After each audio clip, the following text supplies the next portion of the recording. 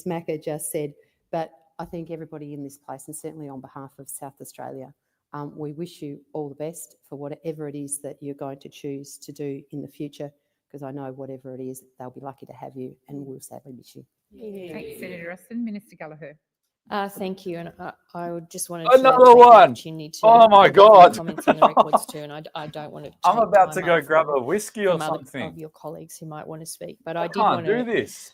associate myself with the other contributions made Katie already. Gallagher. I think you Top can 3 hear ministers from that I the hate. genuineness and some sadness Oh from my the God. contributions to seeing you go, just how highly regarded you are in this Senate and across the chamber more broadly. I thought it was a wonderful valedictory speech with lessons for all of us in there to think about.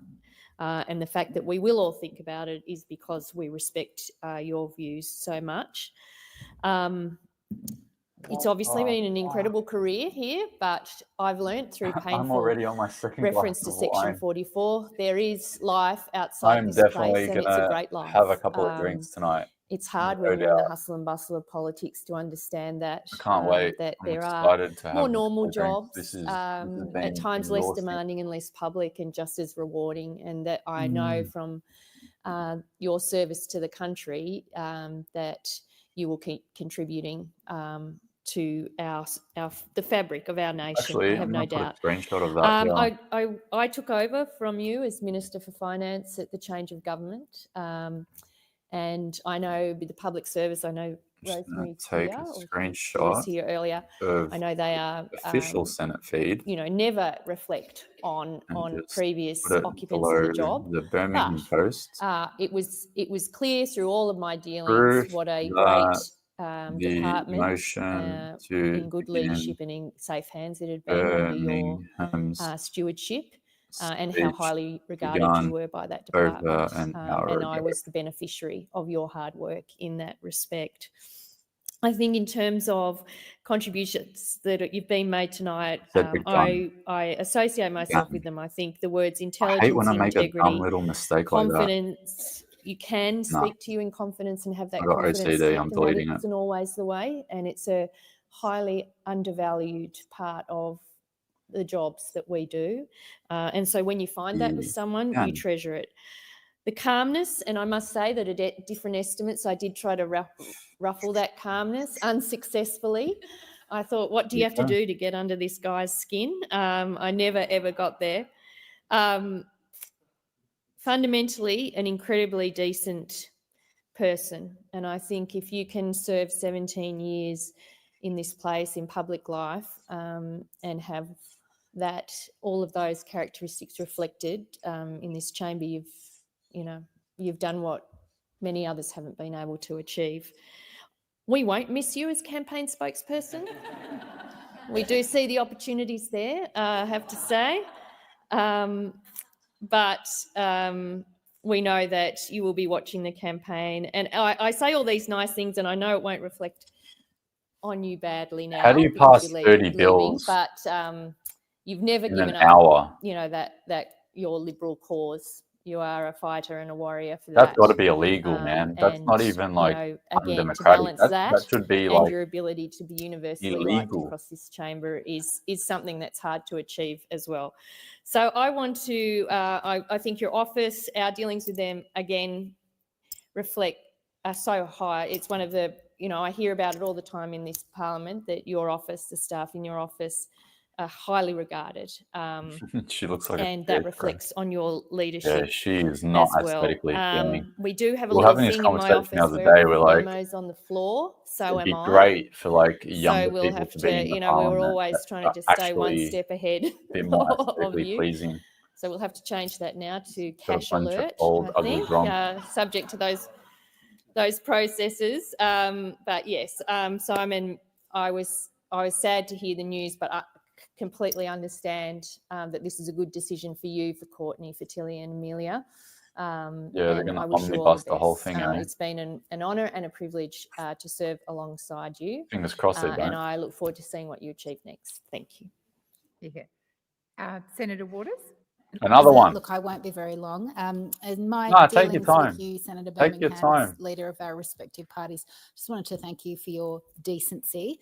And I'm pretty sure that you won't miss us and possibly this place, Take your but the time. chamber will be the poorer for your calm expertise and your shrewd operation. I've always appreciated your honesty, your sense of humour and your work ethic. And you've always been professional and courteous to me. I respect how you've conducted yourself in this place, and I think that's a strong compliment for anyone to leave this place. I particularly want to flag the sincerity with which you approach the beginning of the work on Set the Standard in this place and our dealings at that early stage. You were always very clear, very detailed, and you clearly wanted to help fix things, and I respect you for that, and I think that's been really valuable work. So Parliament needs more decent people, and I think your party will be the poorer for losing your leadership, but I wish you and your lovely family all the very best in future. Yeah, thank you, Senator. What is Senator Hume? Oh my. President, I am rising today in 4 capacities, Burmo. The first as This a is a housemate. sick Now, I think this is the longest fucking running joke. house in the Parliament at this point in time. It's had a fair bit of tenure. I think I'm actually the most recent addition to that house. But everybody from Christopher Pyne, Maurice Payne, Michael Ronaldson, Robert Hill, oh my goodness, the list is going on. But right now, I speak on behalf of James Stevens, Angie Bell, and David Coleman to say thank you very much to both you and Loretta, who has just walked out of the room, because she is the silent housemate, I think, that look after us all. It is always a stress in this place, but coming home to friends, even though you're always the last to get home and always the first to leave in the morning, which speaks to your work ethic, does make a difference to Something's the way we gotta approach be the going rest on. of our time here. I also want to acknowledge Someone knows the something. word that dare not speak its name, and that is your role as the leader of the Black Hand. The Black Hand obviously is the ultimate secret society here, but it is not just about the parliamentarians, it's also about our staff and our party members that believe, as do you, that the centre of politics is where the real gravitas and responsibility lie. I thank you very much for your leadership that you've shown in that space. As your leader here, not just to colleagues again, but particularly to staff, and I know that we've mentioned your staff before, but it's not just your staff, it is everyone else's staff around the building too. We look to your office for leadership and guidance. And the example that you set in your office is one that we like to replicate in our own. There's nothing listed. Your team is so loyal. They are extraordinarily not in the high House or caliber, the Senate. and they would walk through fire for you. And that's what we all want. And on that, Other than that, I wanted to say thank you as a friend. You have been an extraordinary friend in this place, sometimes at a time when friends are hard to come by. So what the future holds for you is so exciting. We couldn't be more pleased for you. What you leave behind is a legacy of service to your country and a nation that has changed because of what you have done here. But what lies behind you and what lies ahead of you pales in comparison to what lies inside you. And a person, and particularly in a profession like this, that where a good heart is just as important as a level head, means so much to us all. So thank you very much for the service that you've shown here to all of us. Yeah. Thank you. Senator McGrath. Hi, Courtney. I'm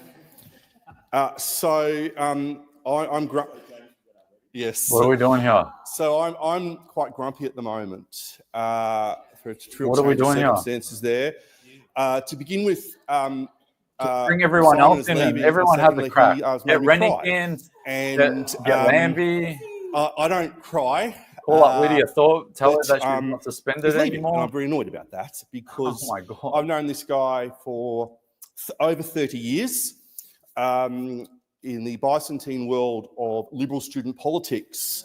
In the Adelaide Conference of That comment 1994, there. Simon You know what? was leader of the moderates. I could probably Scott go to Ryan the was there airport, as leader of the catch a flight Victorians. right now, Boo Hiss. land in And Canberra, I was there and they'll still be as a spear talking. chucker with an unholy alliance between the Queenslanders and the New South Wales people. Should I Boo go to Hiss. the airport and try and to it was a make brilliant conference because no one got that on, come true? but See if that three I of can us actually became achieve really that. good friends. and it was Simon, What do and you it was reckon? Scott and myself, and a fourth I'll wheel fly to Canberra right joined now. our car, and that was Jamie Briggs in later Let's go years. knocking on the door. And Hey, so with Simon leaving today, it's sort of the last one of that group leaving. So I just want to say to Simon, thank you for being a good friend. Thank you for putting up with my grumpiness, my crankiness, my surliness, the fact that, like Courtney, I actually don't like people, and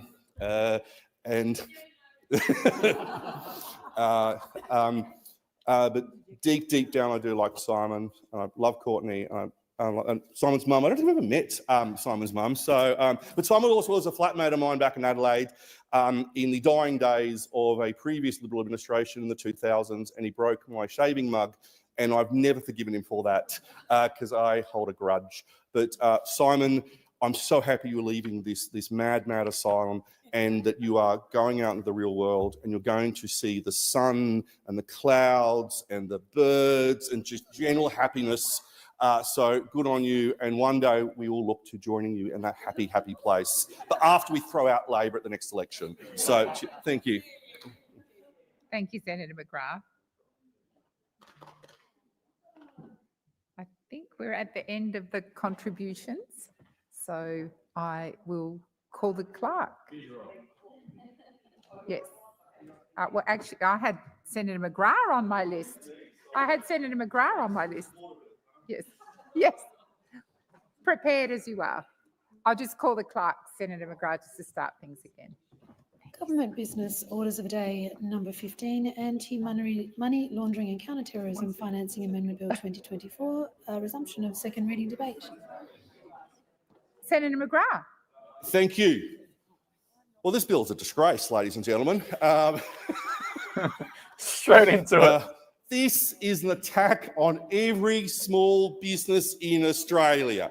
If you run a small business, if you work in a small business, if you buy from a small business, if you walk past a small business, well, shame on you because you go into the small business and buy off them. But this bill, notwithstanding the fancy title, notwithstanding the nice big words and all the acronyms, this is an attack on every small business in Australia. And this government should be ashamed of itself for this war that it has declared upon small business. Why is small business important? Well, because it employs millions of Australians. Why is small business important? Because from every small business does come a medium business and a large business. And from every small business comes the tax revenue that is so important for the public services that help make this country a great place, but also to make sure that Australians have that quality of life that we should have in such a rich country. But of course, we've got a Labor Party in power who've never seen a business that they don't want to tax into the ground. And this is what this bill actually effectively is about. It is a de facto tax on every small business in Australia, and it is a full-on attack on every small business in Australia. Now, COSBOA, who are one of the great representative bodies of small business, have expressly noted that the Attorney General's failure to follow best practice and said that the bill, and I quote, leaves the door open to cost confusion and compliance headaches to small businesses, end of quote. Now, why is that important? Because if you run a small business and if you own a small business, guess what? You're the Director of Finance, you're the Director of HR, you're the Director of Maintenance, you're the Director of Operations, you're the Director of Governance, because it's just you running that small business. There is no bureaucracy of people that you see in large businesses, that you actually see in the public sector, to help that person run their business. So when the Rhodes Scholars who sit around the cabinet table of this country, those Mensa Society members that are the Labor Party, come up with ideas like this, they fail to understand actually how small businesses operate, because they have no experience in small businesses because they come from the unions. Remembering, like in the UK, we've got the House of Lords, but here in Australia, we've got the House of Union Barons, because every single Labor senator, thank you, Senator Gallagher, for laughing at that one. I've used it before, but like it's a good one, you know, an old one. They're all union officials, so they don't understand actually what makes small businesses run. And guess what makes small businesses run? It's the A word, aspiration. It's the D word. It's the dream. It's the dream that little business that you have, whether it's a cleaning business, whether it's the corner shop, whether it is someone who cuts keys, is that is your income. That is your world. That is how you can feed your family and pay your bills and get on with life. And indeed, one day you might be able to open up another branch of your business. Maybe one day you can get a bigger shop. Maybe one day you can employ someone else. Maybe one day you can grow your business so it earns more money. Not because you want to go and live on a super yacht in the Mediterranean, but because you want a quality of life that comes with living in Australia. And that's what small business does for Australians. That's why it's the dream of so many Australians. And that's why this bill is a nightmare for small businesses. That's why this bill has the unintended consequences of once again making small business life tough for those people who want to own a business or run a business or use such a business. Now, the Real Estate Institute of Australia has referred to experiences in New Zealand where real estate agents over there have been slugged with additional costs between $30,000 and $60,000 in exchange for an unquantified public benefit. These aren't just numbers that someone's tippy-tapped into a calculator or put into their iPad. This is real money. This is going to hurt small businesses. Now, small businesses means it's going to hurt the owners of the small businesses. It's going to hurt Australians. So for the life of me, I do not understand why any political party or any political movement, or particularly any government, wishes to make it tougher for those Australians who run small businesses. Now, the Real Estate Institute of Queensland, in my home state, have also have significant concerns that the legislation is too complex and imposes a disproportionate burden on real estate agents and adds to the transactional costs of buying a house. So what we've got is a weird form of Santa Claus here at the moment. We've got the Prime Minister, he's heading off to the semi-retired Prime Minister, who's heading off to his nice retirement home. He thinks he's Santa Claus because we're going to get all these bills rushed through the Senate today. The Labor Party is sort of like those uni students who leave all their work till the... Shut up.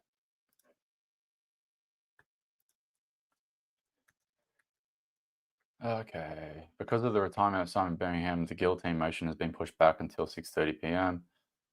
Social media ban won't start until probably around 8 to 8:30. Hard to predict how long it will take to vote on 27 bills. And all the best to Simon. He had a good run and fought hard. Oh my God. I'm not even gonna say anything else.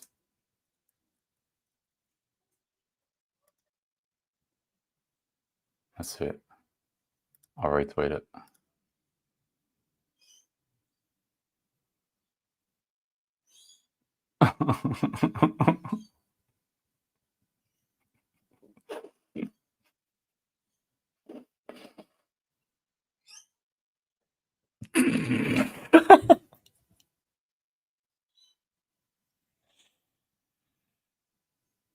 Oh.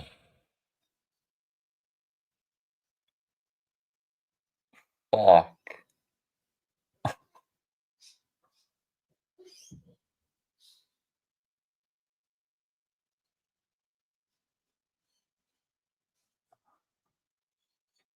Oh.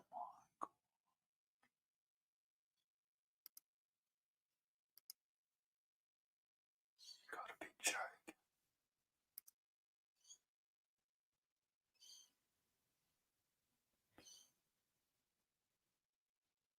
Oh my God. At least I'll be back from work by 8:30.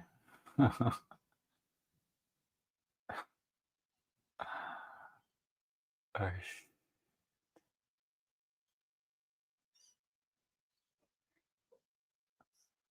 yeah, I'll pull back up for those that missed it. I'm not even gonna read it.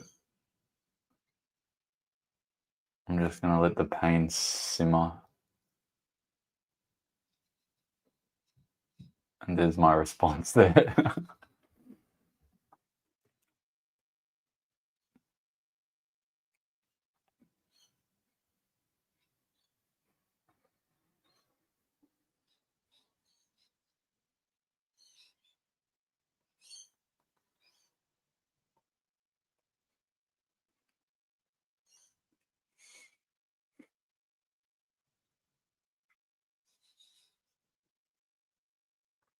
Yeah, I think it's time for that beer, right?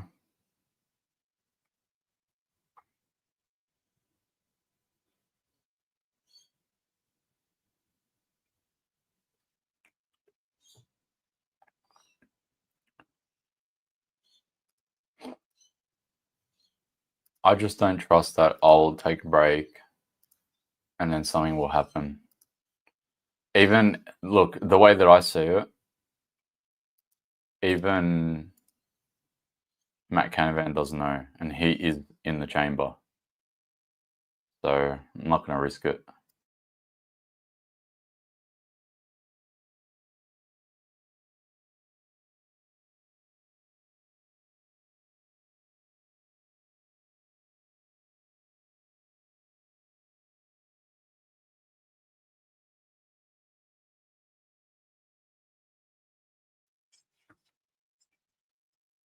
No, lost the audio. Let me just reset that. It's going to close. Start again.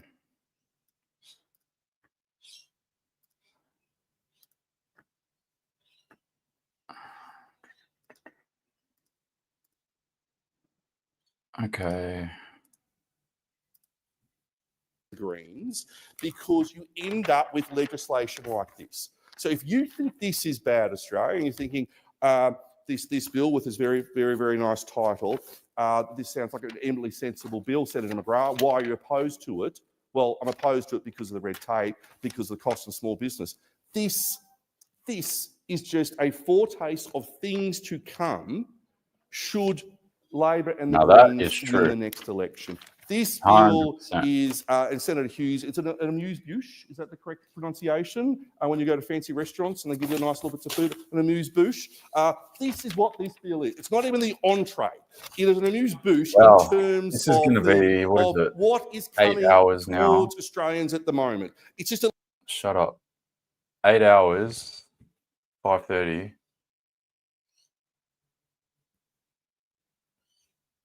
Yeah, this might be a 10 or 11-hour stream. Okay. I think it's time to get some food. And you know what? If there's somewhere on Uber Eats that will do alcohol, I mean, what do you reckon? Probably not allowed to drink alcohol on YouTube though. Might have to move the stream just to X.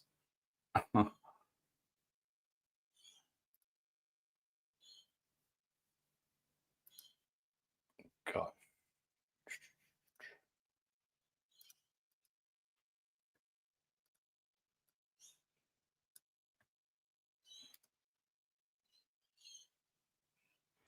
I tagged you in Pauline's petition. Is it Pauline's petition about Fatima payment? Because I just saw it before. Yeah. I saw it. I mean, I'm just going to focus on this. I'm not going to concern myself with other issues until later on. Deal with this, and then we can move on to other things. Put it in a cup, and then they won't know. Yeah, actually, it's a good idea. Yeah, I'm gonna order food and maybe a drink.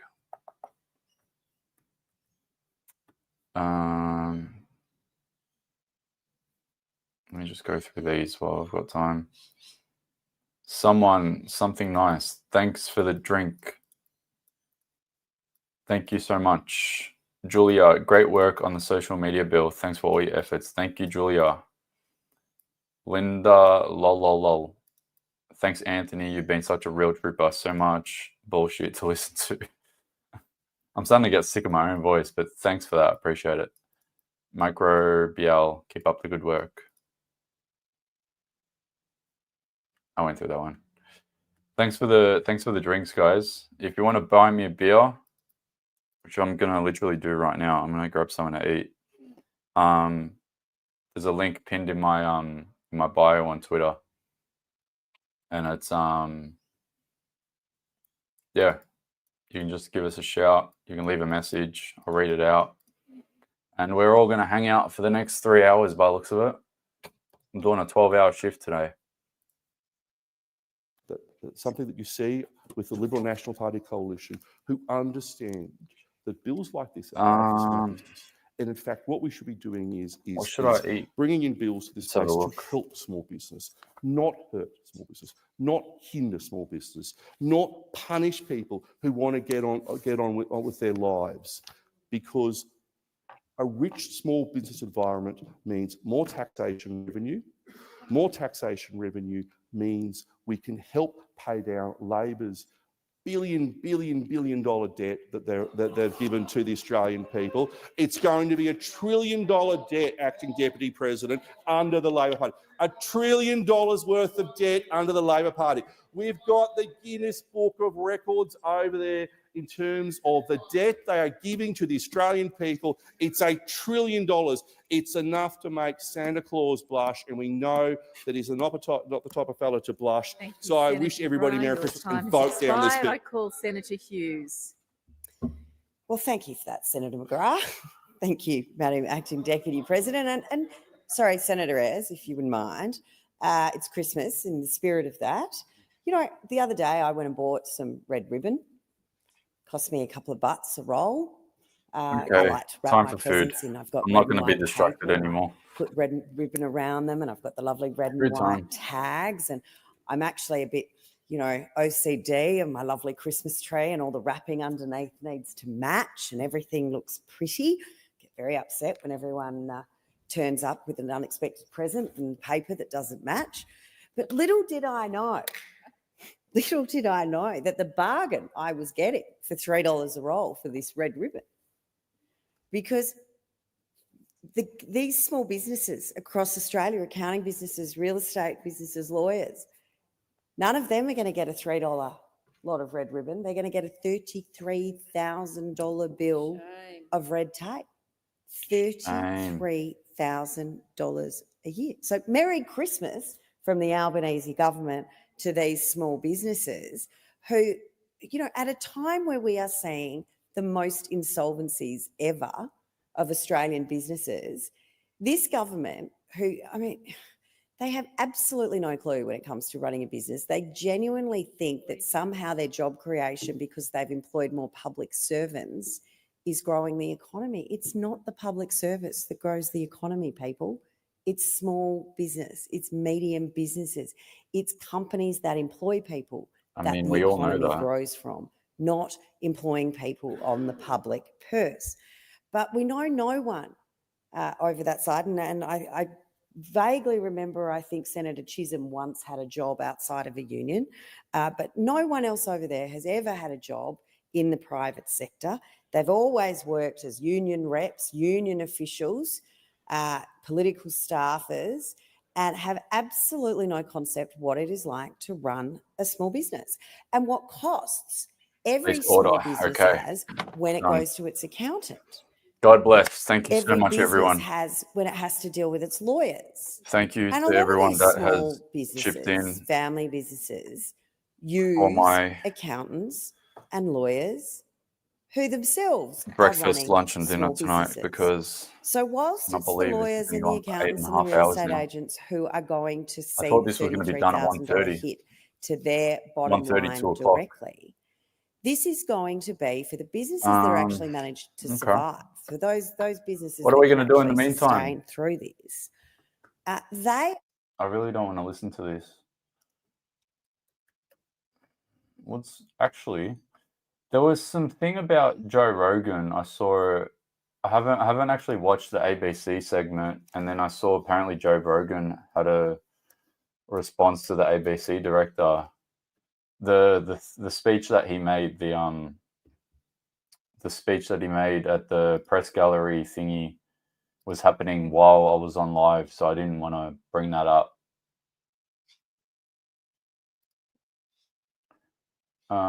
Leo reacts. No social media ban discussion in the Senate until 8:30. It's a school night. How could the government do this to me?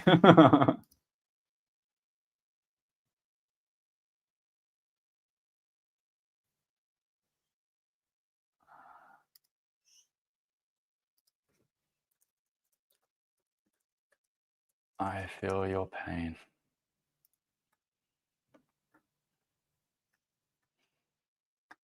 I feel your pain, Leo. I feel it. We all feel it. This is incredible.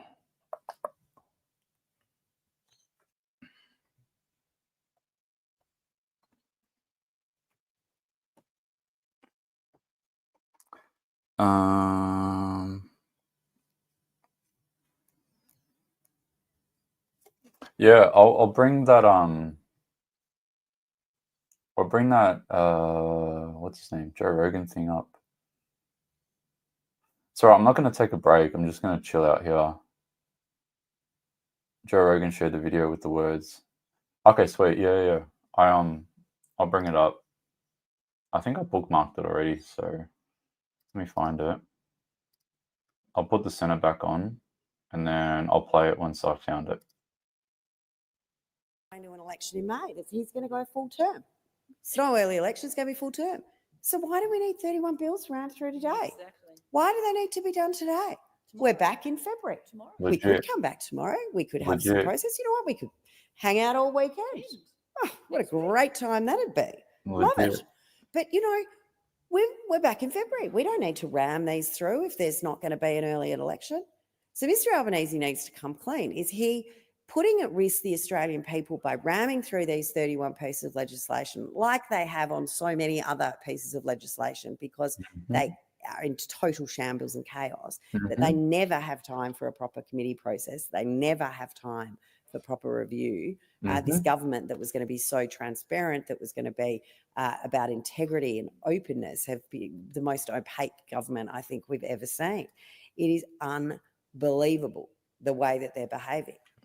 And so this bill that we're now debating, no one's saying we want money laundering. No one's saying that. Just because you come up with a sexy name that sounds like this is the problem you're solving.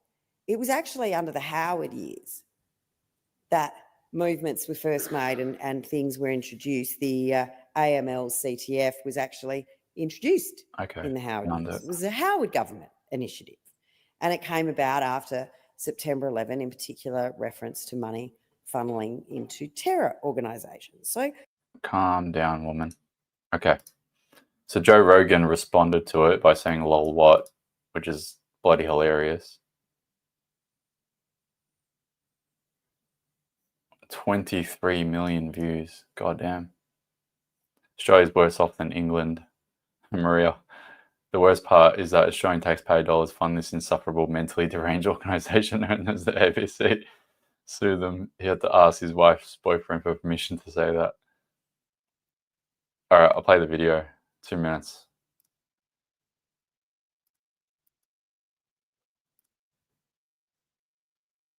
Audio, hopefully.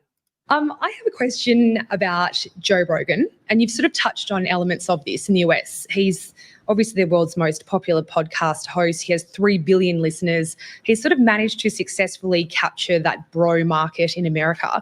And his influence is such that in the wake of the US election, the Democrats have said that one of Kamala Harris's mistakes was that she didn't appear on his program. So I'm just wondering if you had any observations about what's behind the Joe Rogan effect, how you believe he's managed to so successfully capture this huge market. And then for us here in Australia, how would or should the ABC be going about capturing that kind of audience? Look, I'm not sure that I'm the right person to respond to that question. I am not a consumer or enthusiast about Mr. Rogan and his work. Shocking. I am not one of the 3 billion, and I'm unlikely to be 3 billion and one anytime soon. I think people like Mr. Rogan prey on people's vulnerabilities. They prey on fear. They prey on anxiety. They prey on all of the elements that contribute to uncertainty in society, and they entrepreneur fantasy outcomes and conspiracy outcomes as being a normal part of social narrative. I personally find it deeply repulsive, and to think that someone has such remarkable power in the United States is something that I look at in disbelief. I'm also absolutely in dismay that this can be a source of public entertainment when it's really treating the public as plunder for purposes that are really quite malevolent. Wow. Wow. I like the middle part. I want to talk about that middle part because I'm going to be a little bit introspective about it. His work. Shocking. I am not one of the 3 billion, and I'm unlikely to be 3 billion and one anytime soon. I think people like Mr. Rogan prey on people's vulnerabilities. Okay, prey on people's vulnerabilities. So the reason why I'm a bit introspective about what he says here is because I've had people accuse me, and there's people here that are watching that might even be these people. But there's people that have accused me, there's people that accuse other people that I know. As soon as you have some sort of platform, you have some sort of audience, people listen to you, they're engaged with what you have to say, they, you put out a call to action, and then they straight away they'll do whatever you say, as long as you're not trying to incite them. And then all of a sudden, people criticize you for having the ability to cultivate that following or that influence when it's for things that that are for the good reasons. They prey on fear. Yeah, and I've been accused of that, being accused of preying on people's fear, COVID, hysteria, and all the other shit that happened during COVID. They prey on anxiety. They prey on all of the elements that contribute to uncertainty in society, and they entrepreneur fantasy outcomes. And the entrepreneurial fantasy outcomes. Yeah, I do have entrepreneurial ambitions.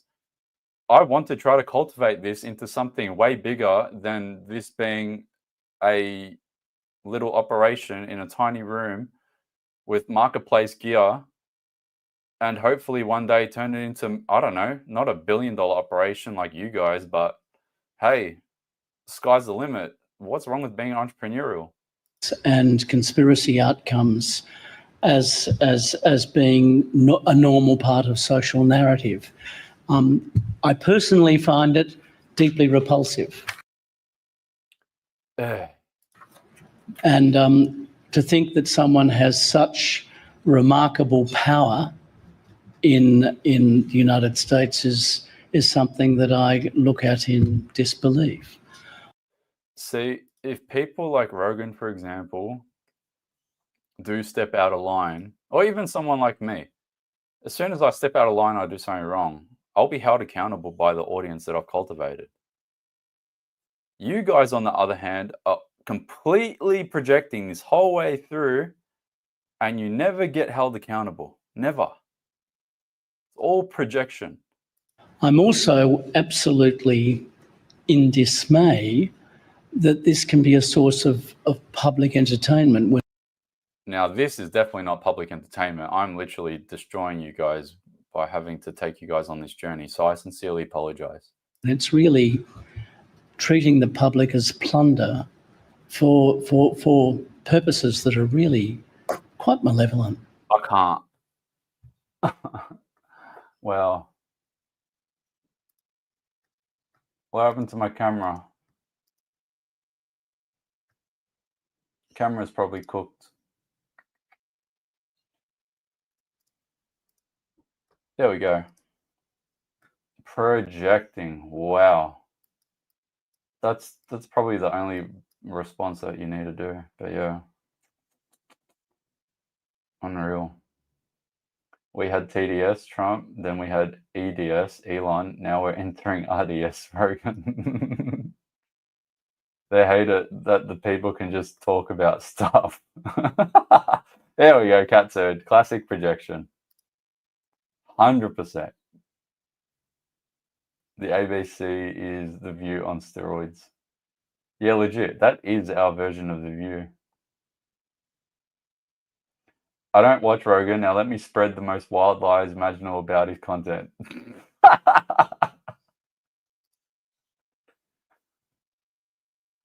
Oh, shit.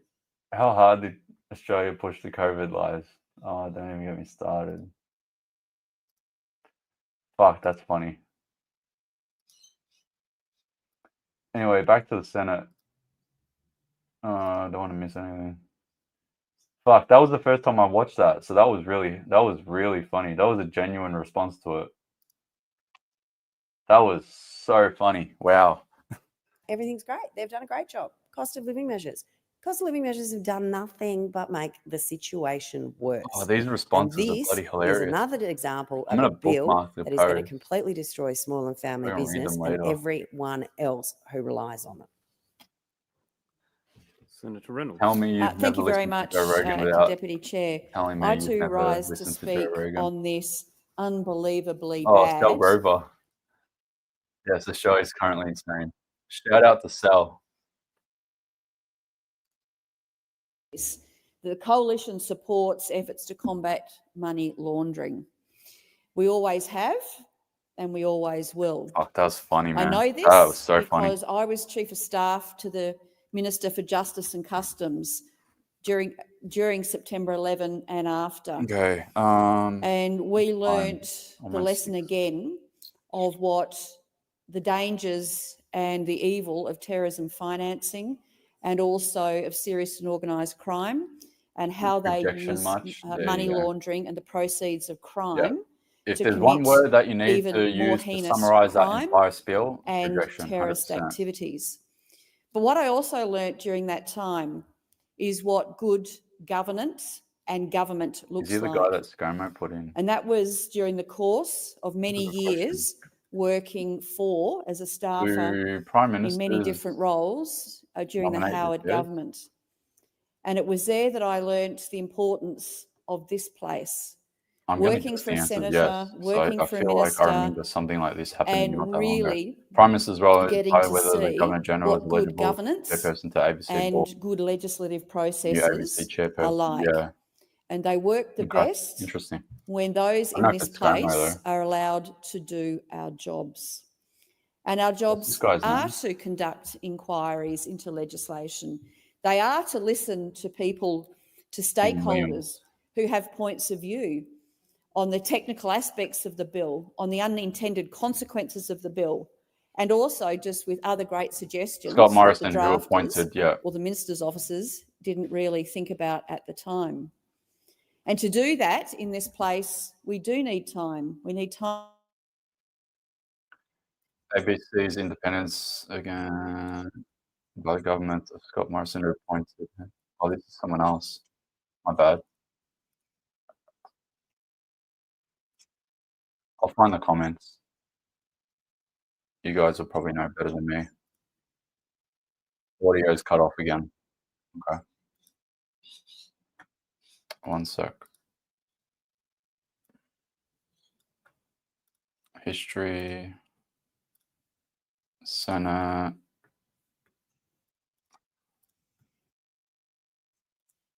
in the Howard should be all good. government as a staffer, and then again I'll just go to the comments, see if in you this guys know. place since 2014, mostly in government. And again, I got to see respect for this place. Western respect governments are for the scared of masculine, process, logical, assertive respect men. These for types of men are ensuring the that threat to their bills power and control have their citizens. scrutiny, have a lot of 100%. scrutiny. I We mean, didn't do legit, I'm not even joking. non-disclosure agreements for I woke up at parties like who 5:30 were in the in the morning, in so I go club to the gym, and got to get have it- exposure get something to in, government legislation of and all types. it's not going to We work. didn't But compress legislation to the 5,000 point that something we're, the steps, and I ridiculousness trained that as we've well. got So today, or that we've seen in recent 100% agree. times. We didn't make the Senate, we didn't make Senate commitments fight You're being hacked, fight probably. hard Either to that have or any everything's getting hearings and cooked. inquiries into legislation. And the shame All of it these is 10-hour that days, those you opposite need have new equipment, demonstrated legit. time and time You know again what? If I actually that what do they care can about? put enough money together, They I care might about buy one of those politics, about power, about being in stronger government, and about IMAX. trade union Not IMAX, no. ideology. It's like a They Mac do not Studio, care. I I think. cannot think of a single bill Yeah, Mac Studio. that they have treated with A couple of respect. grand, maybe They've had 2.5 $3,000. years, and we had the But I minister know this that they morning will in that definitely be able farce to of going handle backwards and all of these forwards tabs. I've about got how like we were going to guillotine these 300 bills tabs open. today to ensure there was not enough scrutiny. The minister herself said, well, some of these bills go back to 2023. Well, why the heck did you not bring those bills forward in 2023? Why, as a government, didn't you have more sitting days this year? We could have sat tomorrow. We would have sat all weekend. We would have come back next week so that we could ensure that these bills were as good as the limited time allowed us to do. But those opposite did not. And they were complicit in that by dirty deals with the crossbench. We know some of them now of what those dirty What's she on deals that were about? done today were after their first What failure dirty to deals? get the Tell us. guillotine through. But we're still waiting to hear what those other pieces of silver were Tell us the to deals. get to ram through these bills in this chamber. What were the deals? Now, in relation to this bill, as I've said, those on this side of No, the it chamber, hasn't passed yet. particularly since September Thank you. 11, Thank you, know what the Terry. Thank importance you of for that. anti-money laundering, anti-terrorism Where is it? Has the financing, bill passed? It of hasn't passed yet. of proceeds of crime The legislation bill is still due are. for its But we also debate, know 1 hour it is debate, important to get them right, possibly at 8:30 because tonight. wherever there are So it's opportunities going to and be a long wherever there are night. new It's opportunities been a long to day. Now. It's move gonna be a long money night. around, as terrorists and criminals need to do, they will always find new and innovative ways Beer to and a do mug. Yeah, that legit. so that they can receive these proceeds and use them either for How long personal until my food gain, gets for here? terrorism, 6:10 for estimated slavery, arrival. for exploitation, for all of the many ills that these people have no qualms about doing. Just But one of the FYI, most anyone that important sees things any as posts we that in I government haven't brought up or kept haven't refining seen, this please legislation tag me in is we them or send it to me in a message, always engage the Senate. and I'll pull them And up I'll recall so we the can stay great up to date. advice we got from Legal and Constitutional at the time, 2002, Here we go. 2003, 4, 5 and I don't 6, know. under the great steward. Just going to mute that. I don't know what he's talking about. I haven't even read it, but Craig Kelly put a post up just a second ago, I think. If you had any doubt that the social media age verification bill is nothing but a Trojan horse, watch this video and see how ACMA plans to have Australians using VPN surveilled, hunted down and forced to provide some type of biometric digital ID. And this is why they are rushing the bill through. They don't want Australians to discover that what they're really up to.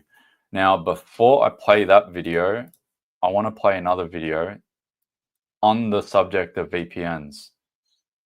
I don't know if this is even going to work, and I really don't think it will. But Albo did say something about VPNs some time ago, and I posted it. Let me just bookmark it so I can find it. Here, September 10. It's only 30 seconds. I'll play this, and then we'll go to Craig Kelly's video about the rest of it. Some people have said that it will be difficult because people can change with VPN numbers have escalated in places like the United States where this has been tried, which is why we need to make sure that we absolutely get it right. That's why you do a trial, which is funded in the May budget, to make sure that we get it right. You do the research, you do the work, and then you can have the legislation and create the law to protect our children.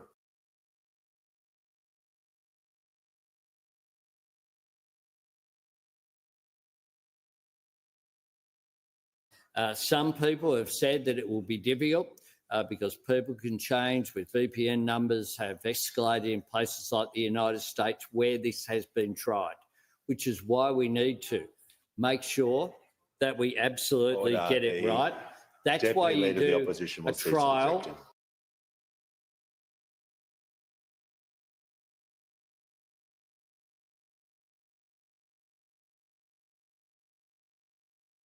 I'm muted. Okay, start again. He says that VPN use in America is on the rise, so that's why we should do the trial first. And then... which is funded in the May budget to make sure that we get it right. You do the research, you do the work, and then you can have the legislation. And then you can have the legislation. You do the trial first, and then you can have the legislation. I'm not even going to ask the question. But what are they doing right now? Tell me, what are they doing right now? He said you can have the trial and then the legislation. What are they doing right now?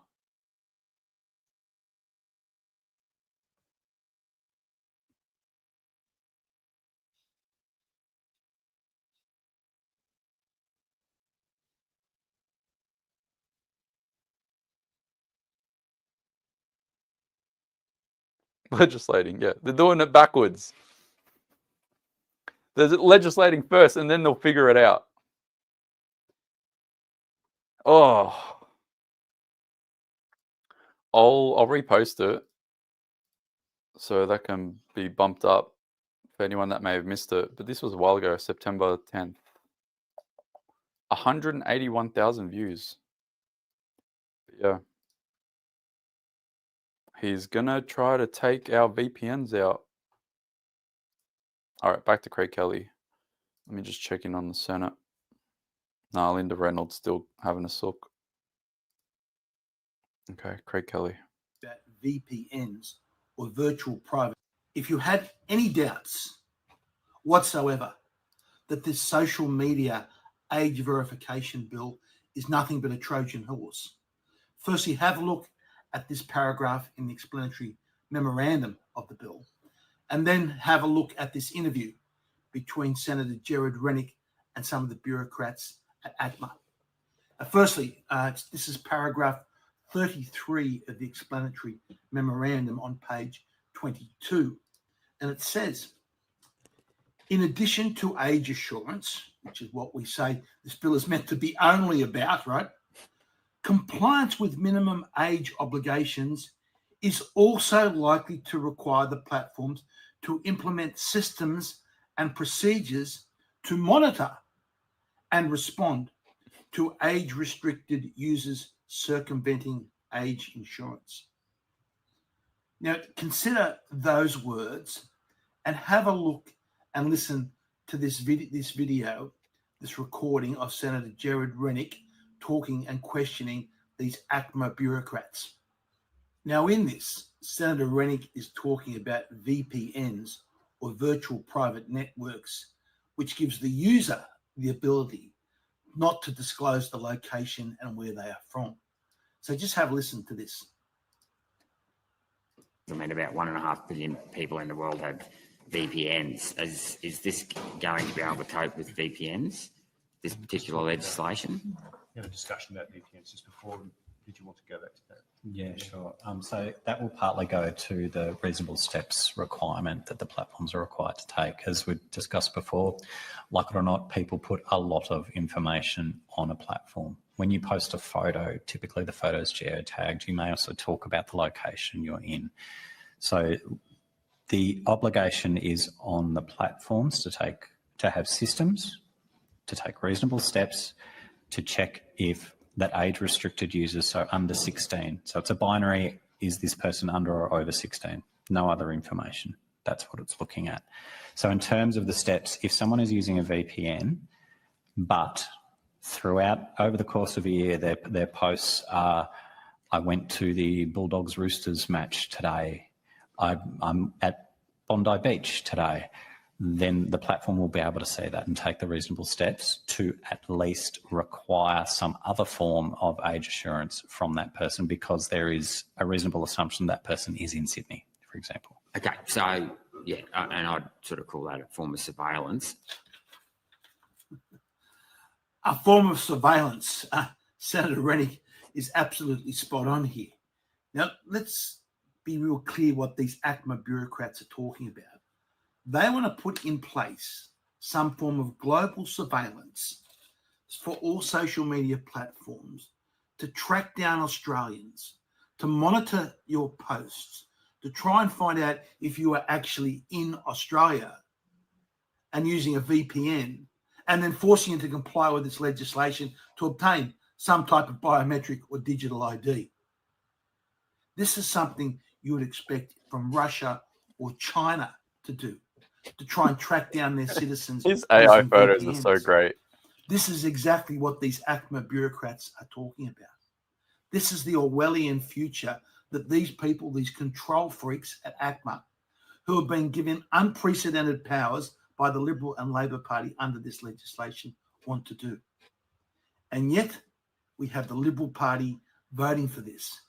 How many members of Parliament of the Liberal Party have actually done their homework and know what they are voting for, and know they are voting to give ACMA these powers, and ACMA plan to employ this global digital surveillance to track down and hunt Australians using VPNs by monitoring their posts to see if their posts say something like, I was at Bondi Beach today.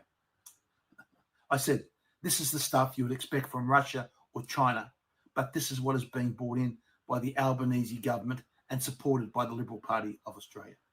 It is an absolute disgrace. Sir Robert Menzies would be rolling in his grave. Whoever does this video editing, it's probably himself on his phone, but it's bloody hilarious.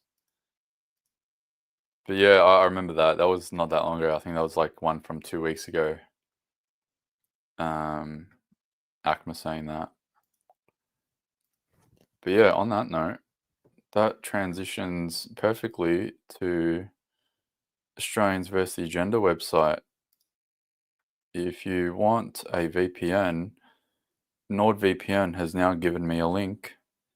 So I reached out to them, for those that missed out, and I said, hey, the government's just about to put a social media ban in the country.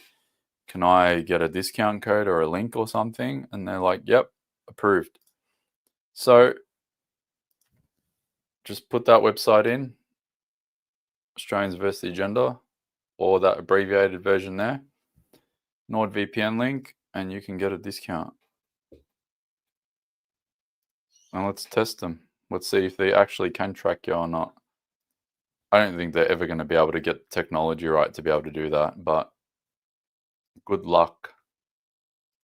Until then, VPNs it is. So shout out to Nord. Back to the Senate. Sharma. Everyone's favorite from this morning. The heart of many small towns, cities, suburban shopping centres. The impact of this bill is quite colossal, and especially for the benefits, which are unclear and in many respects specious. There will be, on the department's own estimates, $84 million in Still about the extra anti-money costs for the laundering financial bill, so don't services stress. sector, $99 million in extra costs for the gambling services sector, $136 million in total in extra costs for bullion traders, digital currency exchanges, remitters and gemstone dealers, $1.36 billion in extra costs for providers of trust and company services, an extra $2.8 billion in costs for legal service providers. That includes small sole practitioners and small law firms, an extra $3.6 billion in costs for accountants, and staggeringly, an extra $5.9 billion in costs for the real estate sector. This is a colossal impost to be putting on small business at a time when the economy is weak, when small business is already struggling with the burdens of complexity in industrial relations, higher input prices, Russia is more and free weak than Australia. consumer demand. Now, the purpose of anti-money laundering, counter-terrorism financing legislation is sound, and fundamentally, the regime that we are talking about amending today Yeah, I've ordered food. It's is on and its was a way. response to the September the 11th terrorist attacks of 2001. It was a Howard government initiative which has its roots in the international cooperative efforts to 15 stem the minutes. flow of terrorist financing after the wake of that Al-Qaeda terrorist attack. And in every term of It is government, slated for coalition government since 8:30. those attacks, we've worked to improve 8:30. our anti-money laundering and counter-terrorism financing And architecture to make sure that we to really- crack down on areas where Oh, here we go. this sort of One financing sec. or loopholes where this sort of financing can still be accessed and where loopholes can be BBC News exploited. Channel. So it was the coalition Is there government a in BBC News 2002 live that stream? criminalised terrorist financing as part of the criminal code and then moved money laundering offences into the criminal code. It was the coalition BBC government in News 2006 Australia? that introduced and passed the AML-CTF Act, conferring AUSTRAC, the regulatory agency, with the significant and There's no far-reaching BBC live powers that stream, it is there? enjoys today. It was the coalition government in 2015 that led Australia through our last mutual evaluation process. And it was the coalition government that last let me see if I can upgraded get this particular piece of legislation Did in you say 2017 BBC? to implement the I'm first just looking at suite Leo's of post. changes Leo put a from that post up. process, from the mutual evaluation process.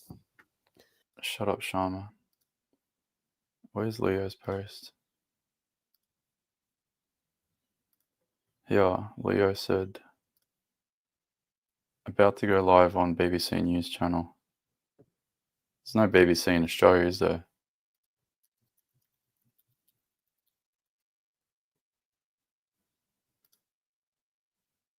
No, there isn't. So BBC live stream. Is there a live stream? Watch live.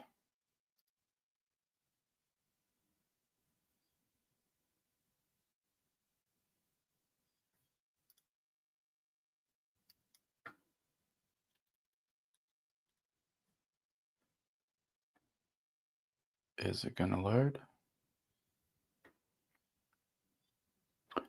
But yeah, it's slated for 8:30 according to Matt Canavan. Because of the retirement of Simon Birmingham, the guillotine motion has been pushed back till 6:30.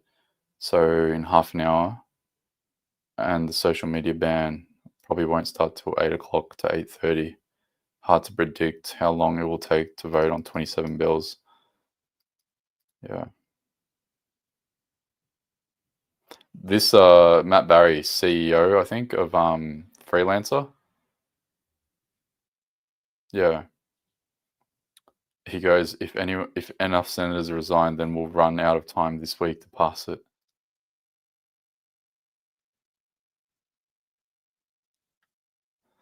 I mean, it's already a circus, may as well.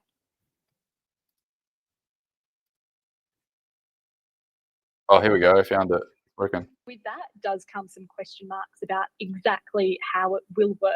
Let's go, This has Leo. been a big story around the world. A lot of views about this legislation, as you can imagine. Let's go, What's Leo. the debate been like Share the within live Australia stream itself? of this to Leo. Yeah, so it's he been can really share interesting. it. There's been a big push, it must be said, from some media companies here, as well as some commercial radio presenters. So there's been this big campaign called 36 Months, and that's been run by some parents and some media personalities, really pushing for there to be a delay in the age that children can access social media. So obviously we know currently kids 13 and above can make accounts for certain social media sites, but this group has been pushing to push that back until 16 years old. And so the sites that we're talking about that will fall under this ban include TikTok, Facebook, Instagram, Snapchat. There has been an exemption for YouTube, so kids will still be able to use YouTube and WhatsApp even under this ban. But that's sort of where this I has just come from. So noticed parents and we've got the community live stream groups, of the and then Senate while they're politicians doing have the news. gotten on board behind it. So quite a few months Yeah, I ago, want to be able the to do that. opposition party here in Australia said that if they were to be elected government next year in Australia, when we have an election, that they would look to make that ban for kids under 16 a priority. And then the Australian government here, the Labor Party, has moved to back that in as well. But there has been concern, as I've mentioned, from not just some experts, but also young kids, as you can imagine, and also people in Parliament here as well, feeling that this ban isn't necessarily the best way to handle it. People also talking about how online, as a young person, you can make some really good connections with people as well. Obviously, there are harms that can come with things. We've heard a lot of people talking about young girls and body image, and how you can sort of go down some rabbit holes on the internet with that sort of content through algorithms sort of resurfacing again and again. But there have also been some people who've expressed that they really like to use the internet to be able to connect with friends and communities that they might not otherwise be able to Evelyn connect to. Manfield, political reporter at ABC. Thank you for joining us on BBC News.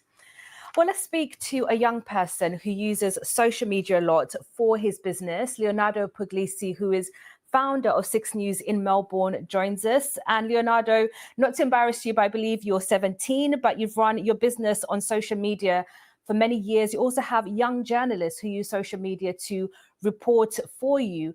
How would you be affected by this legislation?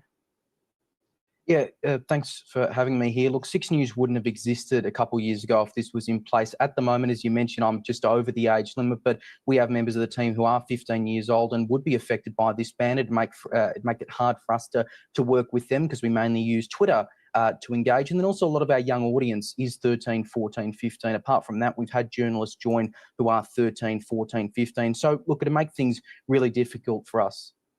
Incredibly difficult, but I'm sure you also hear stories, reports of how young people under 16 in Australia are struggling because of social media and the impact on their mental health. Yeah, definitely. I don't think anyone doubts that there can be harm on social media, not just for young people, of course, but for all ages. I think the problem is with this kind of blanket ban, right? There are going to be vulnerable young kids who are going to have their socials taken away. That's kids who might be in remote areas, who might not feel safe at school or at home, might be marginalised, and they use social media as a really safe space to find communities and find friends. All of that will be taken away under this ban. And also, any parents who are happy for their 15-year-old to have an Instagram account, that's not allowed either. There are no parental exemptions under this ban. So, Leonardo, what would be your solution for this problem? It's a good question. I think the government has said there's no silver bullet. I would agree with that, but I think better education is really important, both for young people on how to mitigate dangers on social media, for parents so they can better understand social media, and then also you've got to work with these platforms to make online spaces safer for young people. Instagram's trialling teen accounts. I'm cautiously optimistic about that, but really we want to make sure online spaces are safer for young people, because we really have to recognise young people do use social media. Taking this away supposedly with this ban, look, they're going to get around it. And so we have to make sure these platforms are safe. A blanket ban just won't do that. Briefly, Leonardo, what do you make of the fact that majority of Australians supports this legislation? Look, I mean, in principle, I get why you might support it, but when you look at the detail and you look at the fact you might have to be putting in significant ID for all Australians, and then the fact that you've got all these advocacy groups that have really come out in the past fortnight, in the last week especially, who are warning against it, I think there's starting to be a lot more concern in recent times. It's been a really rushed process. As you just heard, there's going to be like 30 bills crammed in the next 2 hours. So I think there's concern starting to build, both bipartisan support and bipartisan concern, even amongst the opposition coalition who do formally currently support this ban. Leonardo Puglisi, founder of 6 News in Melbourne, Australia. Thank you for joining us on BBC News. Thank you. And of course, we'll follow that debate in the Senate in Australia and bring you that news should that legislation be passed. Now let's get some of the... Round of applause, everyone, for Leo. Round of applause for Leo.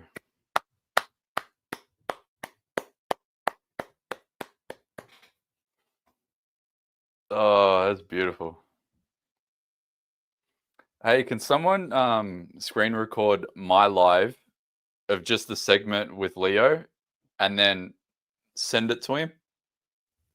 I think that'll be cool. Well done, Leo. Well done.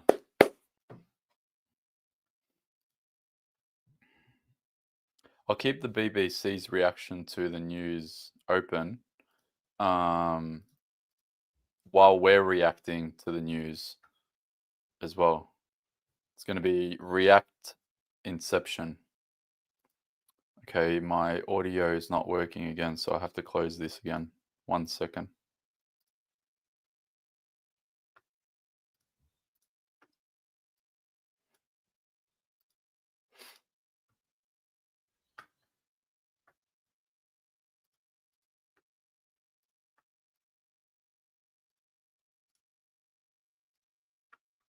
Requirements imposed upon them, which would have added to the regulatory burden and which many on the coalition side fought against.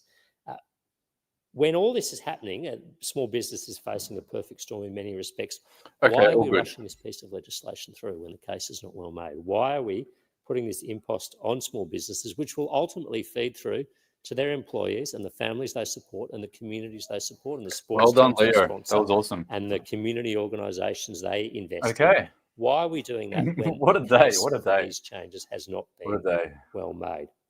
I think the stakeholder reaction from not only from industry groups, of course they would speak out, you'd expect them to, but from groups like COSBOA that looks after small businesses across the country, the Real Estate Institute, when you can look at overseas experience in New Zealand, when you hear from the Law Council of Australia urging that this piece of this amendment to this legislation should be better designed, should have better consultation, should take into account the impost that it's likely to have, and should provide them with some guidance about how they are potentially meant to meet these massive costs of compliance. This is, Deputy President, at the worst possible time, another attack on small business by the Albanese Labor government at a time when the economy is reeling, when small business is suffering, when households, many of whom are small business owners, are under pressure, when businesses in the hospitality are failing at a rate of about 1 in 12, when businesses in the construction sector are failing at the rate of about 1 in 16, when things are getting worse. Why are we rushing this piece of legislation through, imposing this impost upon them and making their lives and that of many Australians so much harder? The audacity of this guy. He's upset that they're rushing the anti-money laundering bill. But you rewind, what, 7 hours ago, however many hours ago, and he was saying, oh, I know that the social media minimum age bill is rushed, but we can't let the opportunity for that to slip away. 7 hours ago. You're fucking joking. That has zero stakeholder support. Yeah, that's the reason there. It is just beggars belief Because he's that we're money here. laundering. And in Look at this typical Labor fashion, Look at him. we've got a bill that is so poorly drafted. Check your phone.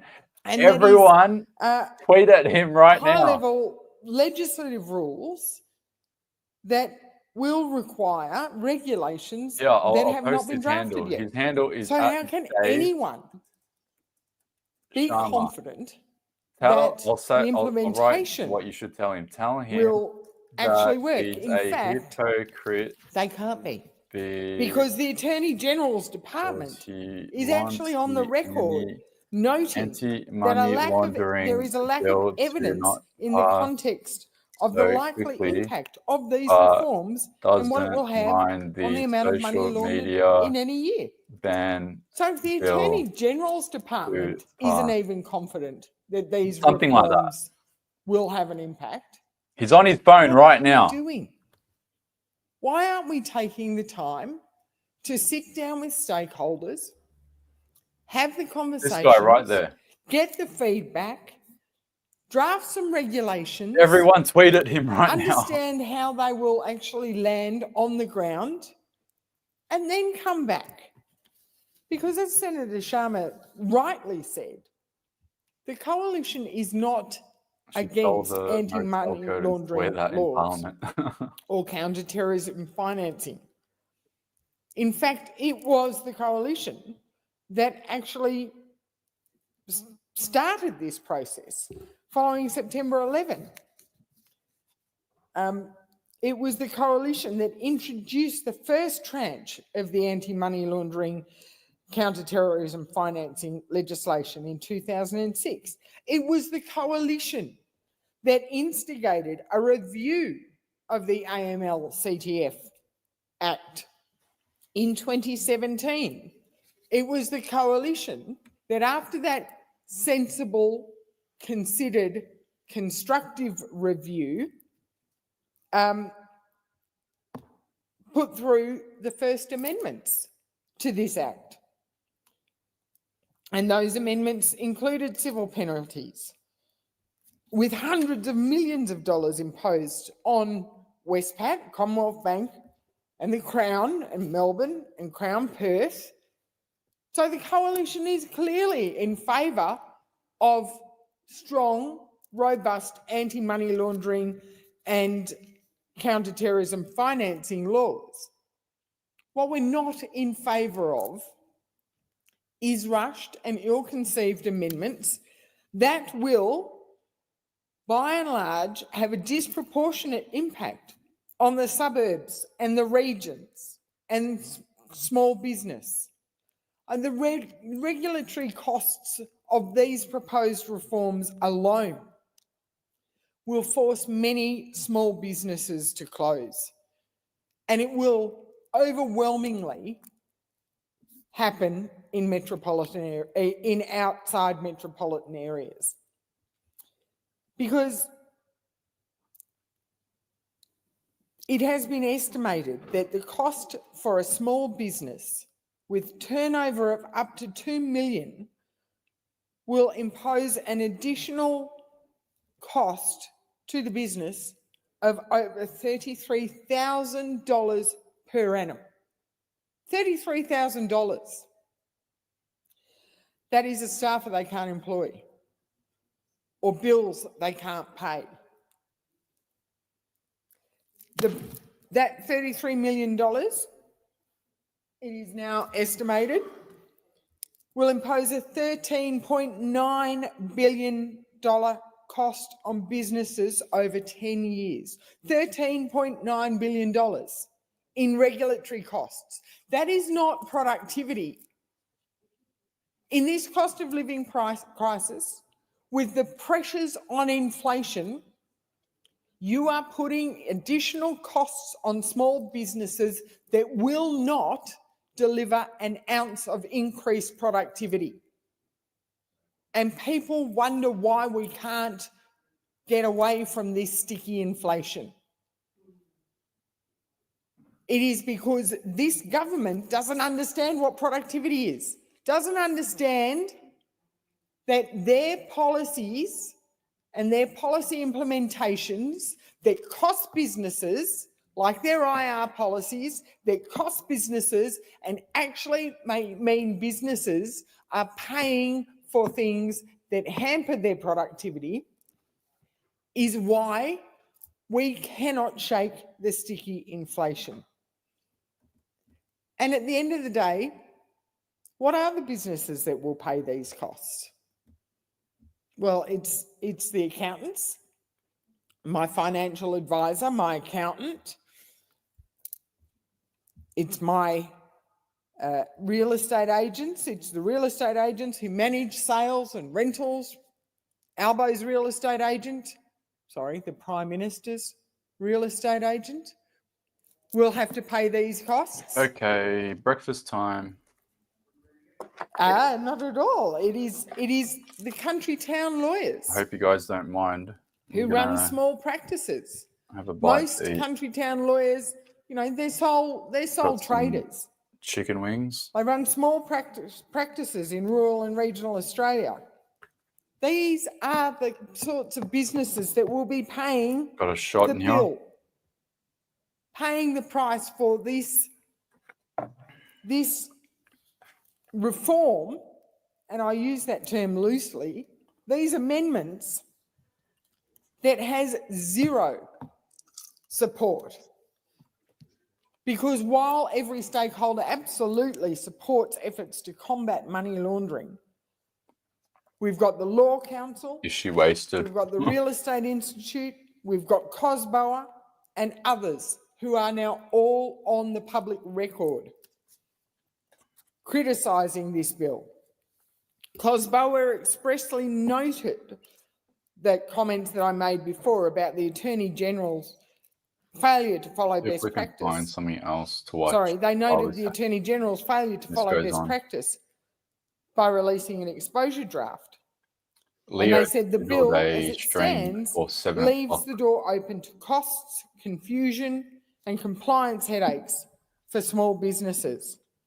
And yet again, the failure for adequate consultation is Here we why go. I found something that we can watch. have It's a little bit more entertaining. another bill before this.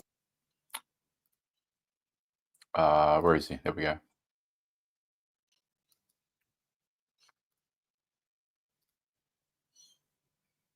Ladies and gentlemen, one thing that I noticed over the past couple of weeks is this. You can live in the exact same world as someone else. They have the same information available to them, and yet they live in a completely different reality. Now, you may have heard of Trump derangement syndrome. Well, I tell you what, it has extended to the great man, Joe Rogan. And I know, I've talked about Joe a lot on this channel, and I am the president of the Joe Rogan Dick Riders Association Australian chapter. But I'll tell you this, he's a lovely, beautiful man, and we all love Joe. So when someone talks shit about the great Rogan, I get the shits, and so do a lot of other people. And I tell you what is absolutely hilarious about this story is not only is this person a powerful person who's talking shit, it's someone who is government funded. So I want to introduce you to someone called Kim Williams. Kim. Hi, Kim. He, him, is the chairman, the boss, the leader of the Australian Broadcasting Corporation, of which most of its funding comes from the Australian government. So I found it extremely interesting that a government-funded organisation would come out and talk so much shit about Joe Rogan. It seems ever since he had Trump on his show, people have lost the fucking plot. They can't deal with the fact that he is the #1 podcast host in the world and the leader of the new media. These people are shaking in their boots. And we're going to get to the video in just a second, but I just want you to understand that this is what happens when people's backs are against the wall. He knows that Joe Rogan has more influence than he ever will. He knows that he is losing influence day by day. More people are choosing not to interact with his media service and media services like his. And he completely understands that there's no coming back from this. And the only way to combat it in his mind is to discredit his competition, which in this case is Joe Rogan. This is the National Press Club, which sounds like a fucking ball. A reporter asks in a very leading question, I will add, about Joe Rogan. He's such a bad person, Joe Rogan. He had Trump on his show. And can I just say about Trump on the Rogan podcast? Trump sat there for 3 hours. We've been asking this of our politicians all over the world for decades, to sit down for a number of hours and actually have an open discussion that we can listen in on. It never happens. It's just talking points. That's why people got the most out of Trump's conversation. They wanted Kamala to do it, but she was carrying on like a fucking twat. She wouldn't fly to Rogan. She wouldn't do the 3 hours. She'd sit down for 45 minutes and wanted Rogan to fly to her. Terms and conditions don't work with that type of shit, babe. We're trying to understand who you are as a person, and then maybe we can understand who you are as a politician. I don't give a shit if you like Trump or not, all right? He sat there and he was able to be a human being-ish.